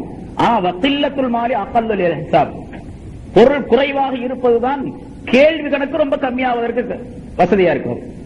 அல்ல கேள்வி கணக்கு கேட்கறது ரொம்ப கம்மி இல்ல, காசே இல்லைன்னு சொன்னா என்ன கேள்வி கேட்கறான், கேள்வி கேட்க போறான், என்கிட்ட காசே இல்ல அல்ல அப்படின்னு சொல்லிட்டு நேரா போயிட்டே இருக்கலாம். இப்ப நம்ம முதல்ல வெளிநாட்டுல இருந்து வர்றோம், கஸ்டம்ஸ்ல வந்த உடனே ஒட்டி ஒண்ணுமே கொண்டு வரல, ஒரே ஒரு சூட்கேஸ் தான், துணிமணி தான், பழைய துணிமணி மட்டும் தான் உள்ள வச்சிருக்கிறோம். நேரா கிரீன் சேனல்ல அப்படி வந்துடலாம். அங்க போய் அவனுக்கு கேள்வி பதில் எல்லாம் சொல்லிட்டு, பொட்டி துறை, அதை துறை, இதை துறை, இதுல என்ன வச்சிருக்கா, அதுல என்ன வச்சிருக்கா, நோண்டி பார்க்க வேண்டிய அவசியம் இல்லை. அதே மாதிரி எந்த காசுமே இல்ல உலகத்துல, பாரமே இல்ல, பொருள் சுமையே இல்ல, அல்லாஹ் கஸ்டம்ஸ்ல அங்க விசாரிக்கக்கூடிய நேரத்துல மாஸ்டர் மைதானத்தில் நேரா பொட்டி தூக்கிட்டு கிரீன் சேனல்ல போயிடலாம். அப்படியே அந்த மீசான் தராசுல வந்து எடை கூட இருக்கும். அப்புறம் சிராத் முஸ்தகீம் என்ற பாலத்தில் அப்படியே அதான் கிரீன் சேனல், சிராத் முஸ்தகீம் இருக்கு, அதான் கிரீன் சேனல், போயிட்டே இருக்கலாம், அது பாட்டுக்கு ஒண்ணுமே பிரச்சனையே இருக்காது. அது அகல்லுல் ஹிசாப், கேள்வி கணக்குக்கு ரொம்ப கம்மியான ஒரு தன்மையை உண்டாக்கக்கூடியது. ஆனா உண்மையே இப்படித்தான் இருக்கணும், ஆனா மனுஷன் அந்த ரெண்டையுமே வெறுக்கிறான். ஆக மனிதன் இந்த உலகத்தில் தன்னுடைய மௌத்துடைய நிலையை உணர்ந்து பார்த்து நிச்சயமாக மௌத்து வரும் என்பதை மனிதன் எண்ணி பார்த்து செயல்பட வேண்டும் என்பதை அல்லாஹ் தஆலா குல்லு நஃப்ஸின் ஸாயிகத்துல் மௌத் என்ற வாசகத்தின் மூலமாக குறிப்பிடுகின்றார். அடுத்து அந்த ஆயத்தின் மூலமாக மற்றொரு கருத்தும் சொல்லப்படுகின்றது. அதாவது மனிதன் இதையும் எண்ணி பார்க்க வேண்டும். மௌத்துடைய நேரத்தில் இப்படியெல்லாம் சிரமம் ஏற்படுது பாருங்க. அந்த மௌத்தாக கூடிய மனிதன் ஒருத்தன் இறந்து போகக்கூடிய நிலையில இருக்கிறான், சக்கராத்துடைய நிலையில இருக்கிறான், இன்னும் கொஞ்சம் நேரத்தில் மௌத்தா போகக்கூடிய நிலை இருக்கக்கூடிய மனிதர்கள் என்ன பண்ணணும்? அந்த ஆளுக்கு ஏதாச்சும் உதவி செய்யணுமா இல்லையா? அவங்க சொந்தக்காரங்க, கணவன் மௌத்தா போக போறான், கொண்டாட்டி ஏதாச்சும் உதவி செய்யணும். என்ன உதவி செய்வாங்க அந்த நேரத்தில்? வந்து பிள்ளைகள்லாம் ஏதாச்சும் உதவி செய்யணும், கூட இருக்கிறவங்க சொந்தக்காரங்க ஏதாச்சும் உதவி செய்யணும். அந்த உதவி என்ன தெரியுமா? ஸல்லல்லாஹு அலைஹி வஸல்லம் சொல்லி தராங்க, லக்தினு மௌதாக்கும் பிலா இலாஹ இல்லல்லாஹ், உங்களுடைய மௌத்தா இறந்து விடக்கூடிய மனிதர்கள் லா இலாஹ இல்லல்லாஹ் என்பதை சொல்லிக் கொடுங்கள். அதான் நீங்க செய்யக்கூடிய உதவி, வேற ஒண்ணும் பண்ண முடியாது. அவர் மௌத்திலிருந்து காப்பாற்றலாம் முடியாது. லா இலாஹ இல்லல்லாஹ் என்று சொல்லிக் கொடுங்க. தல்கீன் சொல்றது அப்படின்னு சொல்லுவாங்க, அதான் தல்கீன். தல்கீன்ங்கிறது இறந்து போன பின்னால் கபர்ல போய் ஓதுறது தல்கீன் அல்ல, அது சும்மா நாட்டு பழக்கத்துல உள்ளது, அது மார்க்கத்தில் சட்டம்லாம் கிடையாது. தல்கீன் அப்படின்னா சொல்லிக் கொடுக்கறதுன்னு அர்த்தம், கலிமாவை சொல்லிக் கொடுக்கிறது. இறந்து போறதுக்காக வேண்டி தயார் நிலையில இருக்காரு, அவர் கிட்ட போய் அவர் பேச முடியாத நிலையாகி போச்சு, உணர்வு மட்டும் இருக்கும், சுத்தி வர பேசுறதெல்லாம் கேட்டு இவரால பேச முடியாது, அந்த நிலை கடைசி நிலை ஆயிடுச்சு. இப்ப பக்கத்துல போய் உட்கார்ந்துட்டு லா இலாஹ இல்லல்லாஹ் முஹம்மதுர் ரசூலுல்லாஹ், லா இலாஹ இல்லல்லாஹ், லா இலாஹ இல்லல்லாஹ் அப்படின்னு மாத்தி மாத்தி லேசா சொல்லி கொடுத்துட்டே இருக்கு. அவர் சொல்ல சொல்லிலாம் சொல்லக்கூடாது, சொல்ல மாட்டார், சொல்ல முடியாது அவர்னால. சொல்லக்கூடிய நிலை இருந்தாலும் கூட அதை சொல்றதே அவருக்கு சிரமமா இருக்கு. அந்த நேரத்தில் நம்ம சொல்லி கொடுக்கணும், லா இலாஹ இல்லல்லாஹ், லா இலாஹ இல்லல்லாஹ் அப்படின்னு சொல்லிக்கிட்டே இருக்கணும். அப்படி சொல்லிக்கிட்டே இருந்தா அல்லாஹ் தஆலாவுடைய ஒரு பெரிய தௌஃபீக் ஏற்பட்டுச்சுன்னா உடனே அவர் சொல்ல ஆரம்பிச்சிருவார். சொல்ல லா இலாஹ இல்லல்லாஹ் சொன்ன உடனே உயிர் போச்சு, நேரா சொர்க்கத்துக்கு போயிடுவார். எவருடைய பேச்சு, ஒரு குழந்தை பிறக்குது உலகத்துல, எவருடைய பேச்சு முதல் பேச்சு கலிமாவாக லா இலாஹ இல்லல்லாஹ் என்பதாகவும் அவருடைய கடைசி பேச்சு லா இலாஹ இல்லல்லாஹ் என்பதாகவும் இருந்ததால் நிச்சயம் அவர் சொர்க்கத்திற்கு செல்லுவார் என்று ஸல்லல்லாஹு அலைஹி வஸல்லம் சொல்றார். முதல்ல பேச ஆரம்பிக்கும் போது குழந்தை லா இலாஹ இல்லல்லாஹ்னு சொல்லணும், அவர் கடைசியில் மௌத்தா போகும்போது லா இலாஹ இல்லல்லாஹ்னு சொல்லணும். நம்ம குழந்தைக்கு அப்படியே சொல்லி கொடுக்கணும், லா இலாஹ முதல்ல யாரும் சொல்லி கொடுக்குறாங்களா? பேசும்போது அம்மா, அத்தா, பாப்பா அப்படின்னு ஏதாச்சும் அவனுக்கு சொல்லும். எங்க அத்தா அப்படி சொல்லு, அத்தா, அத்தானா அது பொத்தா அப்படிங்க. அது வேற மாதிரி சொல்லி கொடுப்பாங்க. ஏதாச்சும் ஒண்ணு சொல்லி கொடுப்பாங்கன்னு வச்சுக்கல. லா இலாஹ இல்லல்லாஹ்ங்கிற கலிமா சொல்லி கொடுக்கறதெல்லாம் கிடையாது. ஸல்லல்லாஹு அலைஹி வஸல்லம் அவர்கள் இதனை அருமையாக சொல்லி காட்டுகிறார். முதல் பேச்சு லா இலாஹ இல்லல்லாஹ் கலிமா, கடைசி பேச்சு கலிமா, சொர்க்கத்துக்கு போயாச்சு. அதனால சொல்லி இன்னொரு ஹதீஸ்ல ஸல்லல்லாஹு அலைஹி வஸல்லம் இக்ரஉ யாசீன் அலா மௌத்தாக்கும், யாசீன் சூராவை அந்த உங்களுடைய மௌத்தாகக்கூடிய அந்த மனிதருக்கு அருகில் இருந்து ஓதுங்கள் என்பதாக சொல்றாங்க. சில பேர் ஓதவே கூடாதுன்றாங்க. ஓதணும். யாசீனை ஓதுறது அந்த ஆயத்து அல்லாஹ் தஆலாவுடைய வேதத்தினுடைய ஆயத்துகள் காதில் விழக்கூடிய நேரத்தில் அந்த கலிமாவை சொல்லக்கூடிய பாக்கியம் அல்லது அல்லாஹ் என்று சொல்லக்கூடிய பாக்கியமாவது கிடைக்கும் அந்த மனிதருக்கு. இன்னொரு ஹதீஸ்ல இப்படி சொல்றாங்க, மாமின் மையித்தின் யுக்ரஉ இன்தஹு யாசீன் இல்லா ஹுப்பின அலைஹில் மௌத். ஒரு இறந்து விடக்கூடிய தருணத்தில் இருக்கக்கூடிய அந்த மனிதரிடத்தில் அருகிலே உட்கார்ந்து யாசீன் ஓதப்படுமேயானால் மௌத்துடைய நிலை அவருக்கு லேசாக்கப்படாமல் இருப்பதில்லை, லேசாக்கப்பட்டே தீரும். யாசீன் ஓதினா அந்த மௌத்துடைய சக்கராத்துடைய நிலை அவருக்கு லேசாக்கப்படும் என்பதாக சொல்லுகின்றார். சரி, ஒரு மனிதன் இறந்து விடுகின்றான், இறக்கக்கூடிய நிலையில் இருக்குது. இவன் நல்ல மனிதனா கெட்ட மனிதனா யாரும் சொல்ல முடியாது. சொர்க்கவாசியா நரகவாசியான்னு யாரும் சொல்ல முடியுமா? யாரும் சொல்ல முடியாது. ஆனா ஸல்லல்லாஹு அலைஹி வஸல்லம் சில அடையாளங்களை சொல்றாங்க. அந்த அடையாளங்களை வச்சு ஒரு நல்லவர் கெட்டவர்னு தீர்ப்பு பண்ணிக்கிட்டு இவர் நல்லவர் கெட்டவர்னு அடுத்தவர்கிட்ட போய் சொல்லிட்டு இருக்க கூடாது. இவரே மனசுல வச்சுக்கணும் நல்லவரா கெட்டவர்னு. அடையாளத்தை மட்டும் தெரிஞ்சு கொள்ள வேண்டியது. ஸல்லல்லாஹு அலைஹி வஸல்லம் அவர்கள் சொல்லுகின்றார்கள், உருக்குபுல் மையித்த ஐந்த ஸலாத், மூன்று விஷயங்களை மையத்தை கவனித்து பாருங்கள். மூன்று விஷயங்கள், இதா ரஷஹ ஜபீனுஹு வ தமஅத் ஐனாஹு வ யபஸத் ஷஃபதாஹு ஃபஹுவ மின் ரஹ்மத்தில்லாஹி கத் நஸலத் பி. மூணு விஷயங்கள். அவருடைய நெற்றியில் வியர்வை துளி ஏற்பட வேண்டும். நெற்றியில வேர்வை ஏற்படணும். வியர்வை பசீனா. வ தமஅத் ஐனாஹு, அவருடைய கண்களிலிருந்து கண்ணீர் வழிந்தோட வேண்டும். கண்ணீர் வரக்கூடிய நிலை கண்ணில் இருக்கணும். அவருடைய இரண்டு உதடுகளும் காய்ந்து இருக்க வேண்டும், ஈரம் இல்லாம காஞ்சிருக்கணும். இது ஃபஹுவ மின் ரஹ்மத்தில்லாஹி கத் நஸலத் பி. அவருக்கு அல்லாஹ்வுடைய ரஹ்மத் இறங்கி விட்டது என்று அர்த்தம். அல்லாஹ்வுடைய ரஹ்மத் அவருக்கு இறங்கிடுச்சுன்னு அர்த்தம். அந்த ரஹ்மத் இறங்கியதன் காரணமாக ஒரு பாரமான நிலை ஏற்பட்டு, ஏன்னா அல்லாஹ் ஸல்லல்லாஹு அலைஹி வஸல்லம் அவர்களுக்கு வஹி வரும்போது உடல் பூரா வேர்த்து கொட்டிரும். கடுமையான குளிருடைய நாளிலும் கூட கடுமையான வேர்வை ஏற்பட்டுரும். அதே போல அல்லாஹ்வுடைய ரஹ்மத் அவருக்கு ஏற்பட்டு இருப்பதன் காரணமாக நெத்தியில முதலாவதாக வேர்வை ஏற்படும். பொதுவாக ஒரு கடுமையான வேலை செய்யக்கூடியவர்களுக்கு முதல்ல வேர்வை ஏற்படுவது நெத்தியில ஏற்படும். அதனால நெத்தி வேர்வை நிலத்துல சிந்த நான் உழைக்கிறேங்க அப்படின்னு சொல்றாங்களா இல்லையா? மத்த வேர்வை சொல்றாங்களா? உடம்போட தான் இருக்குது. நெத்தி வேர்வை மட்டும் தானே சொல்றாங்க. அங்க நெத்தி வேர்வை நிலத்துல விழுவு மாதிரி அப்படின்ட்டு. அப்ப நெத்தியில தான் முதலாவதாக வேர்க்கும் அப்படிங்கிறது ஒரு நியதி. அதனால அந்த இறந்து விடக்கூடிய மனிதருக்கு நெத்தி வேர்வை ஏற்படும். இரண்டாவது, கண்களிலே கண்ணீர் வரணும். உதடு காஞ்சிருக்கணும். உதடு காஞ்சிருக்கணும் அப்படின்னு சொன்னா கடுமையான தாகம் ஏற்பட்டிருக்குது. அந்த சக்கராத்துடைய நிலையின் காரணமாக கடுமையான தாகம் ஏற்பட்டிருக்குது. அந்த தாகத்தின் காரணமாக அந்த சக்கராத்துடைய நேரத்தில் பாருங்க, ஷைத்தான் வந்து ஏமாத்துவான். ஷைத்தான் வந்து ஒரு கப்புல அழகான கப்பு கொண்டு வருவான், தண்ணி கொண்டு வந்து தண்ணி குடிச்சிரு அப்படின்னு சொல்லுவான். நான் தான் இந்த நாகூர் ஆண்டவங்க, நான் தான் வந்து மொஹிதீன் ஆண்டவங்க, நான் தான் வந்து நாகூர் அஜ்மீர் வலியுல்லா அப்படின்னா ஏதாச்சும் ஒண்ணு சொல்லி பெரிய தாடி வச்சிருப்பான், கொண்டாந்து கொடுப்பான். சைத்தான் பெரிய தாடி வச்சிருக்கான். தாடி இல்லாம அவனும் தாடி இல்லாம அவனும் தாடி வச்சிருக்கான், பெரிய தாடி வச்சிருக்கான். அந்த கொண்டாந்து கொடுப்பான். அப்ப அந்த நேரத்துல ஈமான் இல்லாத மனிதர்களாக இருந்தால், உலகத்தில் அமல் செய்யாத மனிதர்களாக இருந்தா அவனுடைய சொல்லை கேட்டு ஏமாந்து அந்த தண்ணியை வாங்கி குடிச்சு விடக்கூடிய சூழ்நிலை ஏற்படும். அவன் வச்சிருக்கிறது தண்ணி அல்ல, அவனுடைய பீஷாபத். அதை கொடுத்துட்டு போயிடுவான். ஆனா அதை கொடுத்தா அந்த குடிச்ச உடனே அவனுடைய ஈமான் பறிபோகக்கூடிய சூழ்நிலை அல்லது வந்து சக்கராத்துடைய நிலை கடுமையாகக்கூடிய நிலை ஏற்பட்டுவிடும் அந்த நேரத்தில். இது இப்ப உதடு காஞ்சிருக்கிறதுக்கு அடையாளம் கேட்டா, கடுமையான தாகத்துடைய நிலையில் அந்த மனிதன் இருக்கின்றான்.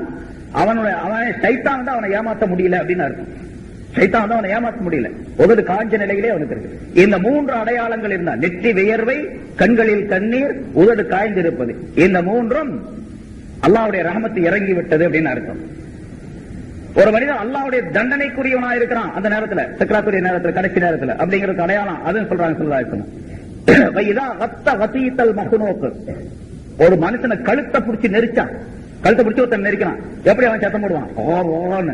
அது மாதிரி அந்த இறந்து விடக்கூடிய அந்த மனிதன் சத்தமிட்டால், கழுத்து நெரிக்கப்பட்டவனுடைய சத்தத்தை போல சத்தமிட்டால், அவனுடைய நிறமெல்லாம் சிவப்பாகி போச்சு, செவந்த நிறமாயி போச்சு. மூஞ்சில செக்க செவைன்னு ஒரு மாதிரி நிறம் மாறியது. ஒரு பத்தத்து ஷபத்தாகும், அவனுடைய உதடுகள் நனைஞ்சிருக்குது, தண்ணீர் வச்சத போல நனைஞ்சிருந்தார். அவன் அல்லாஹுடைய தண்டனையில் இருக்கின்றான் என்று பொருளால் அந்த தண்டனை அவனுக்கு இறங்கி விட்டது என்று அர்த்தம் என்றும் ஸல்லல்லாஹு அலைஹி வஸல்லம் அவர்கள் சில அடையாளங்களை சொல்லி காட்டுகின்றார்கள். அதே குறிப்பாக அதுல ஒன்னே ஒன்று, அந்த இர்குல் ஜபீல், நெற்றி வியர்வை, நெற்றியிலே வியர்வை இருக்கின்றது, அது முக்கியமான அடையாளமாக ஹதீஸ்களிலே குறிப்பிடப்பட்டு இருக்கின்றது. இந்த அடையாளத்தை வைத்து நம்ம தெரிஞ்சு நம்ம வச்சுக்கணுமே தவிர, அந்த ஆள் பாருங்க நெற்றியில வேர்வை இருந்துச்சு அதனால அவர் சொர்க்கத்துக்கு போயிட்டார் அப்படின்லாம் முடிவு பண்ணிடக்கூடாது. நம்ம இது ஒரு அடையாளம், அவ்வளவுதான். இந்த அடையாளத்தை வச்சு நல்லவரா கெட்டவரா அப்படிங்கிறது ஒரு திருப்திக்காக வேண்டி தெரிந்து கொள்ளலாமே தவிர அதை வச்சு முடிவு செய்வது என்பது முடியாது. ஏன்னு கேட்டா, சில கெட்ட மனிதர் ரூஹ் போகக்கூடிய நேரத்தில் கெட்ட மனிதனா இருக்கலாம். அல்லாஹ் தஆலா தன்னுடைய சன்னிதானத்தில் வச்சு அவரை நல்ல மனுஷனாக ஆக்கிடலாம். எத்தனையோ உதாரணங்கள் முன்னால சொல்லியிருக்கிறேன் பாருங்க. ஒரு மனுஷன் ஒரு நன்மை கூட செய்யல, ஒரு ஆளு அவ்வளவு சொல்லியிருக்கிறாங்க, ஒரு நன்மை கூட ஒரு ஆள் செய்யல.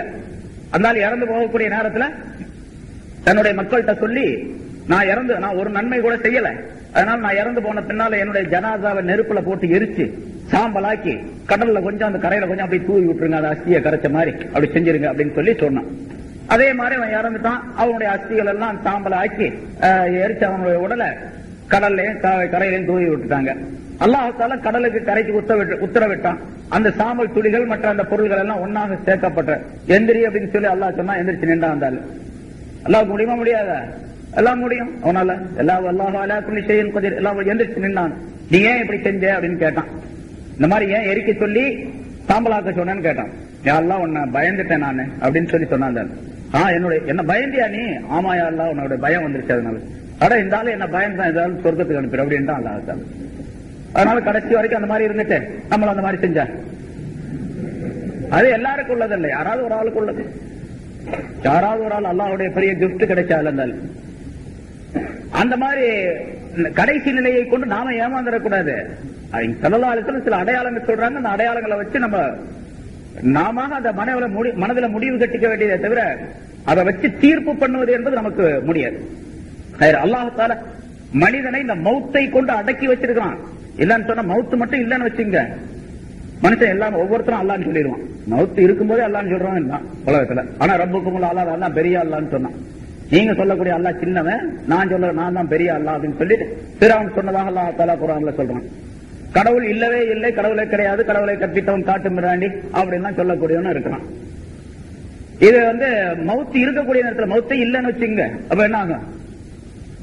அதனாலதான் அல்லாஹ்வை புகழும் போது இப்படியும் கூட புகழ்வாங்க சில நேரங்கள்ல. பெரியார்களுடைய அந்த துஆக்கள்ல, அதாவது ஹம்து ஸலவாத்துல வரும் பொழுது அல்ஹம்துலில்லாஹில்லதி கஹர இபாதஹு பில் மௌத், தன்னுடைய அடியார்களை மௌத்தை கொண்டு அடக்கி ஆளுகின்றானே அப்படிப்பட்ட அல்லாஹ்வுக்கே எல்லா புகழும். மௌத்தை கொண்டு அவனை அடக்கி வச்சிருக்கான் மனுஷனை. இல்லன்னு சொன்னா எல்லாம் பிச்சுக்கிட்டு போயிடுவாங்க. சரி, இப்ப இந்த மௌத்து வருவதற்கு முன்னதாக, மௌத்துடைய அந்த சுவை நமக்கு ஏற்படுவதற்கு முன்னதாக மௌத்துக்கு தயார் நிலையில் மனிதன் ஆகிக் கொள்ள வேண்டும் என்பதையும் அல்லாஹ் தஆலா இந்த ஆயத்தின் மூலமாக சுட்டி காட்டுகின்றான். போன வாரம் ஒரு விஷயம், ஒரு ஹதீஸ் சொல்லப்பட்ட ஸல்லல்லாஹு அலைஹி வஸல்லம் சொல்றாங்க, அன்னாசு நியாம், மனிதர்கள் அனைவரும் தூங்கிக் கொண்டிருக்கின்றார்கள். இதா மாத்து இன்தபஹு, அவர்கள் மௌத்தாகிவிட்டால் விழித்துக் கொள்வார்கள். அப்ப நம்ம எப்படி வழங்குறதுக்கு நேர் மாத்தம் பாருங்க. மனிதர்கள் நம்மெல்லாம் இப்ப முழிச்சுக்கிட்டு இருக்கிறோம், மௌத்தாக போனா தூங்கிடுவோம் அப்படின்னு நம்ம வழங்குறோம். ஸல்லல்லாஹு அலைஹி வஸல்லம் சொல்றாங்க, இப்பதான் நீங்க தூங்கிட்டு இருக்கிறீங்க, மௌத்தா போனா தான் விழித்துக் கொள்வீர்கள் அப்படின்னு சொல்றாங்க ஸல்லல்லாஹு அலைஹி வஸல்லம். அதனால அந்த மௌத்து வரக்கூடிய நேரத்தை விழித்துக் கொள்வீர்கள் என்ன அர்த்தம்? ஆஹா நம்ம ஏமாந்து போயிட்டோமே அப்படின்னு அப்பதான் கவலை வரும். உலகத்துல ஏமாந்து போயிட்டோமே, இது இவ்வளவு நாள் வரைக்கும் சரியான ஒழுங்கான வேலைகளை செய்யலையே, எந்த வேலை செய்யணுமோ அந்த வேலையை விட்டுப்பட்டு வேற வேலையில ஈடுபட்டு இருந்தோம் என்று அப்பதான் நினைப்பு வரும். அதான் விழித்துக் கொள்வீர்கள் அப்படின்னு ஸல்லல்லாஹு அலைஹி வஸல்லம் சொல்றாங்க. அதனால ஹாசிபு நுஃபூசக்கும் கப்ல அன் துஹாசபு மூத்து கப்ல அன் தமூத்து, நீங்கள் இறந்து விடுவதற்கு முன்னதாகவே இறந்து விடுங்கள் அப்படிங்கிறாங்க. ஒரு நாளைக்கு நிச்சயமா இறந்து போவீங்களா, அதுக்கு முன்னாலே இறந்து போங்க அப்படின்னா என்ன அர்த்தம்? இப்பவே மூத்தா போவீங்க அர்த்தம். இறந்து போய்விட்டால் என்ன நடக்குமோ அதற்காக வேண்டி தயார் செய்து கொள்ளுங்கள் அப்படின்னு அர்த்தம். இறப்புக்கு பின்னால் என்ன ஏற்பட வேண்டுமோ அதற்காக இங்கே தயார் செய்து கொள்ளுங்கள். அதான் நீங்க மௌத்தாகிற போல இருங்க அப்படின்னு. உலகத்தில் ஒரு மையத்தை போன்று வாழ வேண்டும், மையத்தை போல வாழணும். அது தவக்குலுடைய உச்சகட்டமான நிலை. மையத்தை போன்று ஒரு மனிதன் வாழ்வது என்பது தவக்குலுடைய உச்சகட்டமான நிலை. அல்லாஹ்வில் பரிபூர்ணமான நம்பிக்கை வைத்து அல்லாஹ்விடத்தில் தன்னை முழுமையாக ஒப்படைத்து வாழ்வது இருக்கின்றது, அது மையத்தை போன்று வாழ்வது அப்படிங்கிற ஸல்லல்லாஹு அலைஹி வஸல்லம் அதற்கு விளக்கம் சொல்லி தருகின்றார்கள். அதற்கு அபூபக்கர் சித்திக் ரலியல்லாஹு தஆலா அன்ஹு அவர்களை பற்றி சொல்லும் பொழுது ஸல்லல்லாஹு அலைஹி வஸல்லம் இப்படி குறிப்பிடுகின்றார்கள். பூமியிலே நடந்து திரியக்கூடிய ஒரு மையத்தை நீங்கள் பார்க்க வேண்டும் என்று சொன்னால் அபூபக்கரை பார்த்துக் கொள்ளவும். மன் அராத அன்யந்துர மையித்த எம்ஷி ஃபில் அர்த், பூமியிலே நடந்து திரியக்கூடிய ஒரு மையத்தை பார்க்க வேண்டும் என்று எவராவது விரும்பினால் ஃபல்யந்துர் அபூபக்கர், அபூபக்கரை பார்த்துக் கொள்ளவும் என்பதாக ஸல்லல்லாஹு அலைஹி வஸல்லம் சொல்றாங்க. அப்ப அபூபக்கர் சித்திக் ரலியல்லாஹு தஆலா அன்ஹு அவர்கள் நடமாடும் மையத்தாக இந்த உலகத்தில் வாழ்ந்து கொண்டிருந்தார்கள். ஆனா அதனால மையத்தா இருந்தாங்கன்னு சொன்னா ஒரு வேலையும் செய்யாம இருந்தாங்கன்னு அர்த்தமா? எல்லா வேலையும் செஞ்சாங்க, அற்புதமான வேலைகள் செஞ்சாங்க, அற்புதமான அமல்கள் செய்தார்கள். அது போன்று மனிதர் வாழ வேண்டும் என்பதை மூத்து கபலான் தமூத்து என்ற வாசகத்தின் மூலமாக ஸல்லல்லாஹு அலைஹி வஸல்லம் சொல்றாங்க. அதே போல கேள்வி கணக்கு கேட்கப்படக்கூடிய ஒரு நாள் வரும். அந்த நாளைக்கு முன்னாலே நம்மை நாமே விசாரணை செய்து கொள்ள வேண்டும். சுய விசாரணை, என்னை நானே விசாரணை செய்து கொள்ள வேண்டும். அதை ஹாசிபு நுஃபூஸக்கும் கப்ல அன் துஹாஸபு, நீங்கள் கேள்வி கேட்கப்படுவதற்கு முன்னால், விசாரிக்கப்படுவதற்கு முன்னால் உங்களை நீங்களே விசாரணை செய்து கொள்ளுங்கள் என்று ஸல்லல்லாஹு அலைஹி வஸல்லம் சொல்றாங்க. நான் இன்னைக்கு என்னென்ன அமல் செய்த அதனால பல தடவை சொல்லப்பட்டிருக்குது. ஒரு நாளைக்கு காலையில் நம்ம எந்திரிச்சதுல இருந்து படுக்கையிலிருந்து எந்திரிச்சது இரவு படுக்கைக்கு தூங்க செல்லக்கூடிய நேரம் வரைக்கும் என்னென்ன செயல்களை செய்யணும் அதெல்லாம் ஒரு பேப்பர்ல ஒரு நோட்ல குறிச்சு வச்சுக்கணும். செயல்கள் மட்டுமல்ல, என்னென்ன நினைக்கிறோமோ அதையும் குறிச்சு வச்சுக்கணும். கெட்டது நல்லது நினைப்பெல்லாம் வரும்ல, செய்யறது இல்ல, நினைப்பு மட்டும் வரும், அதையும் குறிச்சு வச்சுக்கணும். கடைசியில படுக்கிற நேரத்துல கணக்கு போட்டு பார்க்கணும், இன்னைக்கு எவ்வளவு நன்மை செஞ்சிருக்கணும் எவ்வளவு தீமை செஞ்சிருக்கும் அப்படின்னு கணக்கு போட்டு பாருங்க. எல்லா நோட்லயும் நன்மையே இருக்காது, பெரும்பாலும் எல்லா குறிப்பிலையும் பெரும்பாலும் அந்த குறிப்புல தீமைகள் தான் அதிகமா இருக்கு. நினைக்கிறது வேற இருக்கு இல்ல, செய்யறது ஒரு பக்கம் தான், நினைக்கிறது வேற இருக்கு இல்லையா? அவனை பாரு, ஒரு கை பார்த்துக்க அப்படின்னு மனசுல நினைப்போம், ஆனா செய்ய மாட்டோம், வாயிலையும் சொல்லியிருக்க மாட்டோம். அந்த நினைப்பையும் நீங்க எழுதி வச்சு பாருங்க என்ன ஆகுதுன்னு பாருங்க. அதனால ஸல்லல்லாஹு அப்படி ஒரு நிலை, உங்களை நீங்களே கேள்வி கேட்டு விசாரணை செய்து தெளிவுபடுத்திக் கொள்ளக்கூடிய நிலை ஏற்பட்டால் மறுநாள் பாவங்கள் செய்வது குறைவாக இருக்கும், தீமைகள் செய்வது குறைவாக, நன்மைகள் அதிகமாக செய்யக்கூடிய வாய்ப்பை உண்டாக்கிக் கொள்ளக்கூடிய தருணத்தை அல்லாஹ் வழங்கிடும். அதை தௌஃபீக் தருகின்றான் அப்படிங்கிறார். ஹஜ்ரத் உமர் ரலியல்லாஹு தஆலா அன்ஹு சொர்க்கவாசி அப்படின்னு தீர்ப்பளிக்கப்பட்டவர்கள், ஸல்லல்லாஹு அலைஹி வஸல்லம் அவர்களால் சொல்லப்பட்டவர்கள். அவங்க நரகத்துக்கே போக மாட்டாங்க. அப்படிப்பட்ட ஹஜ்ரத் உமர் ரலியல்லாஹு தஆலா அன்ஹு அவர்கள் அவங்க தங்களுடைய ஆட்சி காலத்தில் ஜனாதிபதியா இருக்கும் பொழுது ராத்திரில படுக்க போகக்கூடிய நேரத்தில் இந்த மாதிரி ஹிசாப், அதாவது தன்னை விசாரணை செய்து கொள்வார்கள், சுய விசாரணை செய்வார்கள். கையில சாட்டை வச்சுக்கிட்டு அவங்களே அடிச்சுக்குவாங்க. இந்த தெருவில் அடிக்கிறான்ல அவன் சும்மா காசு வாங்க அடிக்கிறான், இவங்க அல்லாட்ட பரிசு வாங்க அடிக்கிறாங்க. அடிச்சுக்கிட்டு உமரே இன்னைக்கு நீ என்ன செஞ்ச அப்படின்னு ஒரு அடி அடிச்சு கேட்பான். உமரே என்ன செய்தாய் அப்படின்னு கேட்பான். ஏன்னா தனக்குள் இருக்கக்கூடிய ஆத்மார்த்த தன்மை இருக்கின்றது, அதோடு பேசக்கூடிய சக்தியும் அவர்களுக்கு இருந்தது. நம்ம இப்ப போய் ஒரு ரூம்ல வந்துகிட்டு கையில சாட்டையை வச்சுக்கிட்டு சும்மா அப்படி அடிச்சவன் ஹஜ்ரத் நீ என்ன செஞ்ச அப்படின்னு கேட்டோம்னு சொன்னா பைத்தியக்கார மாதிரி வளர்ற மாதிரி இருக்கு, நமக்கே அப்படித்தான் தெரியும். ஹஜ்ரத் என்ன செஞ்ச அப்படின்னு சொன்ன யாரும் கேட்கிறோம். அங்க ஆத்மீக ஒரு தன்மை அவர்களுக்கு இருந்த காரணத்தால் நப்சோடு பேசக்கூடிய, ரூஹோடு பேசக்கூடிய, கல்போடு பேசக்கூடிய சக்தி அவர்களுக்கு இருந்தது. அதனால உமர் என்பவர் வேறொருவர். இது வெளி தடலம். இந்த தடலம், வெளி தோற்றத்தில் இருக்கக்கூடிய இந்த தடலம் உண்மையான உருவமாகி அந்த கல்போடு, ரூஹோடு, நப்சோடு தொடர்பு கொண்டு பேசக்கூடிய சக்தி அல்லாஹ் தஆலா தந்திருந்தான். அடிச்சாரு கேட்பார், உமரே நீ என்ன செஞ்ச அப்படின்னு கேட்பார். அப்ப திரும்ப அவங்களே சொல்லிக்குவாங்க, நான் இன்னைக்கு காலையில இருந்து என்னது செஞ்சேன், ஆமா இதுல நீ என்ன தப்பு செஞ்சிருக்கிற, அதனால இந்த அடி வாங்கிக்க, 2 அடி வாங்கிக்க, 4 அடி வாங்கி அப்படின்னு அடிப்பாங்க என்பதாக வரலாற்றில் குறிப்பிடப்படுகின்றது. அவங்க பைத்தியக்காரங்களா அப்படி அடிக்கிறதுக்கு? நம்ம இப்ப அப்படி செஞ்சா, நான் அப்படி செஞ்சுட்டு உங்கள்கிட்ட சொன்னேன் அப்படின்னு சொன்னா என்ன ஆச்சு, பைத்தியாரத்தனமா இருக்கு அப்படின்னு இப்ப சொல்லலாம். ஆனா அது உண்மையிலேயே அதுதான் விசாரணை. அப்படி செஞ்சுக்கிட்டா பின்னால விசாரணை லேசா இருக்கும். அதை ஸல்லல்லாஹு அலைஹி வஸல்லம் ஹாசிபு நுஃபூஸக்கும் கப்ல அன் துஹாஸபு என்ற வாசகத்தின் மூலமாக சொல்லி காட்டுகின்றார்கள். ஆக சக்ராத்துடைய நேரத்திலும் அந்த சக்கராத் உடையவருக்கு உதவ வேண்டும். அது மற்றவர்கள் உதவுவது என்பது அவரிடத்தில் லா இலாஹ இல்லல்லாஹ் என்று சொல்லிக் கொடுப்பது, அவருடைய அடையாளங்களை கவனிப்பது, அவரிடத்தில் யாசீன் ஓதுவது, அவருடைய சக்கராத்துடைய அந்த நிலை லேசாகுவதற்காக வேண்டி, லேசான நிலையிலே அவருக்கு மரணம் மௌத்து சேருவதற்காக வேண்டி என்னென்ன உதவிகள் செய்யணும் அதை மற்றவர்கள் செய்யும். சக்கராத் வரைக்கும் இந்த குல்லு நஃப்ஸின் ஸாயிகத்துல் மௌத் என்ற இந்த வாசகத்தில் இந்த கருத்தை எல்லாம் உலமாக்கள் எழுதுறாங்க. தஃசீர்ல இதெல்லாம் எழுதுறதுனால சொல்ல வேண்டியதா இருக்குது. இதெல்லாம் இந்த ஆயத்தை வைத்து அந்த ஒரு மௌத்துடைய நிலையில் இருந்து கபருடைய நிலை, அதற்கு பின்னால் உள்ள நிலை வரைக்கும் மனிதன் உணர்ந்து பார்க்க வேண்டும் என்பதை அல்லாஹ் தஆலா இந்த வாசகத்தில் சூசகமாக குறிப்பிடுகின்றான் என்று உலமாக்கள் எழுதி வைத்திருக்கின்றார்கள். ஆகவே சக்ராத்துடைய நிலையை முதலாவதாக கவனிக்க வேண்டும். அதற்கு அடுத்தது சக்ராத்துடைய நேரத்தில் இருக்கக்கூடியவர்கள் இறக்கக்கூடியவருக்கு என்ன செய்ய வேண்டும் என்பதை கவனிக்க வேண்டும். அதற்கு அடுத்ததாக அவர் இறந்து விட்டால், ரூஹ் போய்விட்டால் அவரை குளிப்பாட்டி கஃனிட்டு அவரை மிக விரைவாக சீக்கிரமாக கொண்டு போய் கபர்ல அடக்கிவிட வேண்டும். கபர்ல சீக்கிரமாக கொண்டு போய் அவரை அடக்கிவிட வேண்டும். அப்ப கபர்ல அடக்கக்கூடிய நேரத்தில், அதை சீக்கிரமாக கொண்டு போக வேண்டிய நேரத்தில் என்னென்ன முறைகளை கவனிக்க வேண்டும் என்பது பற்றியும் இந்த ஆயத்திற்கு கீழே விளக்கங்கள் எழுதப்பட்டிருக்கின்றது. அஜ்ஜிலு பிதப்னி ஜீஃபத்திக்கும், உங்களிலே இறந்து விட்டவருடைய உடலை அடக்குவதற்கு விரைவு காட்டுங்கள், சீக்கிரமாக கொண்டு போய் அடக்கி விடுங்கள். அஸ்ரிஊபில் ஜனாஸா, ஜனாஸாவை சீக்கிரமாக கொண்டு போங்கள் என்பதாக சொல்லுகின்றார்கள். ஜனாஸா சீக்கிரமாக கொண்டு போனா ஜனாஸா தூக்கிட்டு போகும்போது ஓடுறது அப்படி அர்த்தம் அல்ல. அப்படி சில பேர் அர்த்தம் செய்யறாங்க. அப்படி அல்ல, கொண்டு போகும்போது வேகமா நடந்து போறது அல்லது ஒரு கார்ல வச்சு தூக்கிட்டு போறது, வேகமா ஸ்பீடா தூக்கிட்டு போறது அப்படின்னு அர்த்தம் இல்ல. ஜனாதா ஏற்பட்டுச்சு அப்படின்னு சொன்னா ரொம்ப நேரம் வச்சிருக்காதீங்க, சீக்கிரமாக அடக்குவதற்குரிய ஏற்பாடுகளை செஞ்சிருக்க அப்படின்னு அர்த்தம். சீக்கிரமா ஏற்பாடு செஞ்சிடணும். ஏன்னு கேட்டா இந்த கொண்டு போறது, வேகமா கொண்டு போறது ஒண்ணு இருக்குது, சீக்கிரமாக அடக்கம் செய்வது, அதற்குள்ள ஏற்பாடுகளை செய்வது என்பதும் இருக்கிறதுக்குள்ள. முதல் நிலை என்னவென்றால், இறந்து விட்ட பின்னால எவ்வளவு சீக்கிரமாக அந்த ஜனாதாவை எடுக்க முடியுமோ, அதாவது குளிப்பாட்டி கஃனிட்டு கபருக்கு கொண்டு செல்ல முடியுமோ அந்த அளவுக்கு சீக்கிரமாக கொண்டு போயிடணும். ஜனாதா ஏற்பட்டுச்சுன்னா பெரும்பாலும் அவர் வரட்டும் இவர் வரட்டும் அப்படின்னு பார்த்துட்டு இருக்க வேண்டிய அவசியமே கிடையாது. மார்க்கத்தில் அதுக்கு அனுமதியும் கிடையாது. யாரு வந்தாலும் என்ன ஆக போறது இல்ல. ஊர்ல இருந்து இவருடைய மகன் வரட்டும், அண்ணன் வரட்டும், தம்பி வரட்டும், மாமா வரட்டும், மச்சா வரட்டும் காத்துக்கிட்டு இருப்பாங்க. இன்னைக்கு சாயந்தரம் மௌத்தான ஜனாதா நாளைக்கு சாயந்தரம் அடக்கிறது ஒரு நாள். அந்த மச்சான் ஊர்ல இருந்து வர்றாரு, அவர் வந்து என்ன ஊருக்கு உயிரா கொடுத்துட போறாரு, அவர் வந்து பார்த்து போட்டு பாரு, அவ்வளவுதான். அவரு கொஞ்ச நேரம் அழுவாரு, இல்லாத கொஞ்ச நேரம் கவலைப்படுவாரு, போயிட்டீங்களே அப்படிங்கிறாரு. அப்புறம் அவரும் போயிடுவாரு. சரியா போச்சு. ரெண்டாவது நாள் அதோட முடிஞ்சு போச்சு. எவ்வளவு பெரிய பிரியமான மனிதர் மௌத்தாகி விட்டாலும் நினைச்சுக்கிட்டேவா இருக்கிறாங்க, அழுதுகிட்டேவா இருக்கிறாங்க. எத்தனையோ பேர் இப்ப இங்க இருக்கிறவங்க, எத்தனையோ பேர் அவங்க தாப்பனார் மூத்தா போயிருப்பாங்க, தாயார் மூத்தா போயிருப்பாங்க. அவங்களுக்கு ரொம்ப பிரியமான, அவர் இல்லன்னா இவர் இல்ல, அந்த மாதிரி உயிருக்குயிரான நேசமாக இருந்த மனிதர்கள் மௌத்தா போயிட்டாங்க. அதனால அவங்க பின்னால என்ன போயிட்டோமா? யாராவது இப்ப கவலைப்படுறோமா, நினைச்சு பாக்குறோமா? ஏதோ கொஞ்ச நேரம் நினைச்சு பார்த்திருப்போம். அப்புறம் எப்பாவது ஒரு நாளைக்கு நினைக்கும் போது யாசின் ஓத தெரிஞ்சா ஓதணும், இல்லாட்டி ஓதினார் கூப்பிட்டு ஒரு யாசின் ஓதி துவா செய்யுங்க அப்படின்னு சொல்லிவிட்டு போயிடுவோம். யாரும் எதுவும் செய்ய போறதில்ல. அவருக்கும் அவருடைய அமலுக்கும் தொடர்பு, அவர் என்ன செஞ்சாரோ அதுதான் அவருக்கு உள்ளது.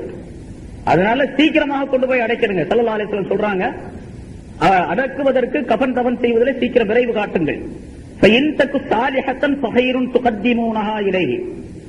அது நல்ல ஜனாசாவாக இருந்தால், நல்ல மனிதனாக அந்த ஜனாசா இருந்தால், எதன் பக்கம் அதை கொண்டு போய் நீங்கள் சேர்க்கின்றீர்களோ அது அதுக்கு நல்லது.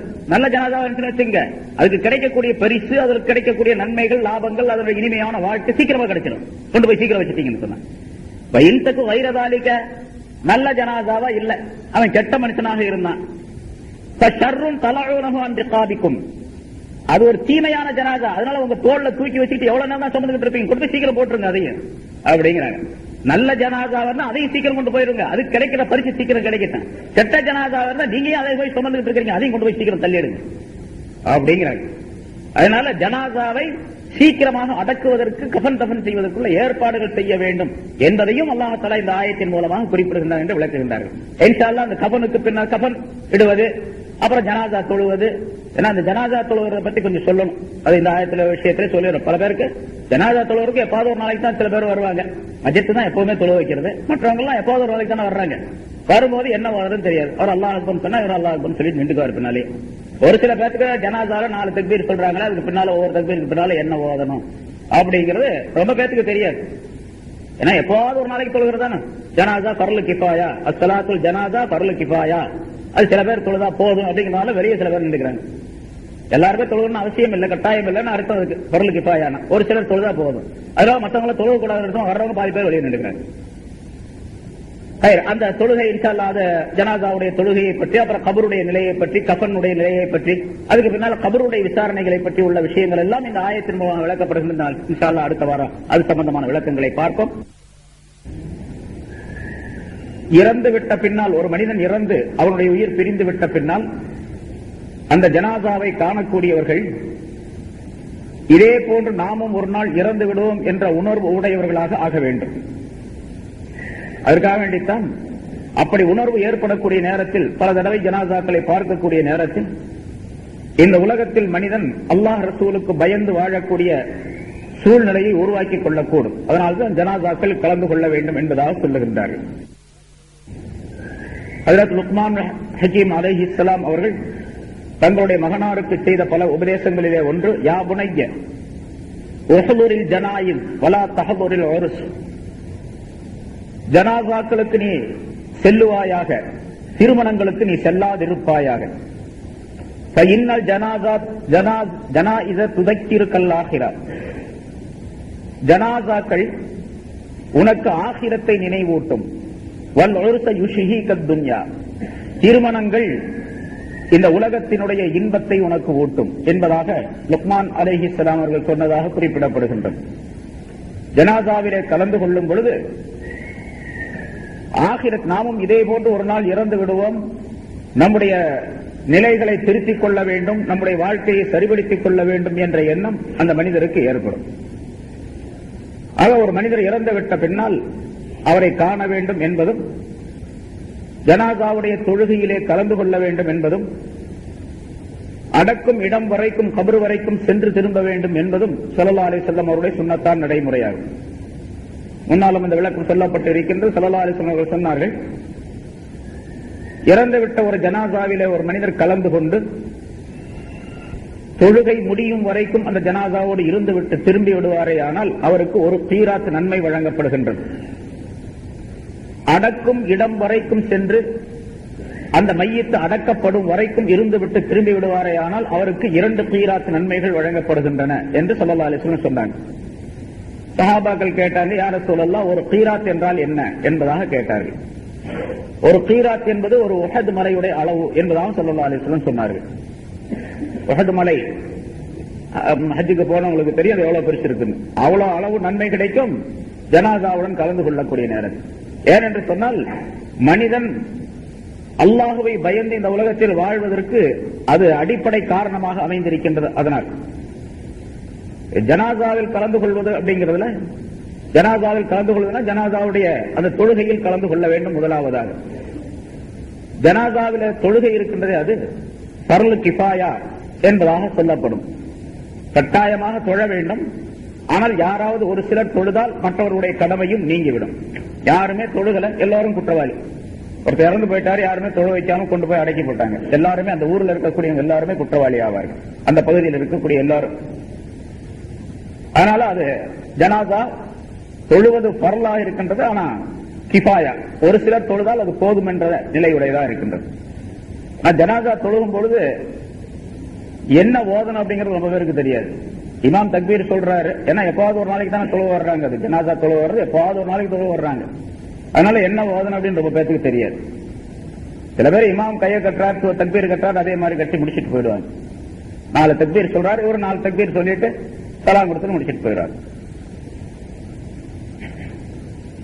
ஜனாசாவுடைய தொழுகை இருக்கின்றது, அது அந்த தக்பீர் தான் ஜனாசாவுடைய தொழுகை. அசல்ல அந்த ஜனாசாவுக்கு துஆ செய்வது அப்படிங்கிறது தான். ஜனாசாவுடைய தொழுகை துஆ செய்வதாக இருக்கின்ற காரணத்தினால்தான் ஷரியத்துல தொழுகை முடிந்த பின்னால், தொழுது முடிச்சு சலாம் கொடுத்த பின்னால் அப்புறம் துஆ ஓதணும்னு அவசியம் கிடையாது. ஆனா இங்க பழக்கத்துல என்ன பண்றாங்க, துஆ ஓதுறாங்க. மற்றவங்களுக்கு எல்லாம் அது தெரியாது என்ற காரணத்தினால் துஆ ஓதுவது அப்படிங்கிற ஒரு பழக்கத்தை நம்ம நாட்டில், தமிழ்நாட்டில் மட்டும்தான் ஏற்படுத்தி இருக்கிறாங்க. வடநாட்டிலையும் கூட பெரும்பாலும் கிடையாது. மற்ற உலக நாடுகள்ல பல இடங்கள்லயும் கிடையாது. ஷரியத்துடைய அமைப்பும் அப்படித்தான். ஏன்னா அந்த தொழுகைதான் துஆ, தொழுகைதான் துஆ. அதனால சில பெரியார்கள் இந்த ஜனாசாவுடைய தொழுகைக்கு நியத்து செய்யும் பொழுது இப்படி எழுதி வைத்திருக்கின்றார்கள். ஜனாசா தொழுகிறேன்னு சொன்னா போதும், அல்லாஹ்வுக்காக வேண்டி இந்த ஜனாசாவுடைய தொழுகையை தொழுகிறேன். ஜனாசாவுடைய தொழுகை அல்லாஹ்வுக்காக வேண்டி தொழுகிறது அல்லாஹ்வுக்கு தான். ஆனா இந்த ஜனாசாவுக்கு துஆ செய்வதற்காக, அதனால இப்படி சொல்லுவாங்க, இந்த ஜனாசாவுக்கு துஆ செய்தவனாக கிப்லாவை முன்னோக்கி அல்லாஹ்வுக்காக வேண்டி நான் தொழுகிறேன், இமாமை பின்பற்றி அப்படின்னு சொல்லுவாங்க.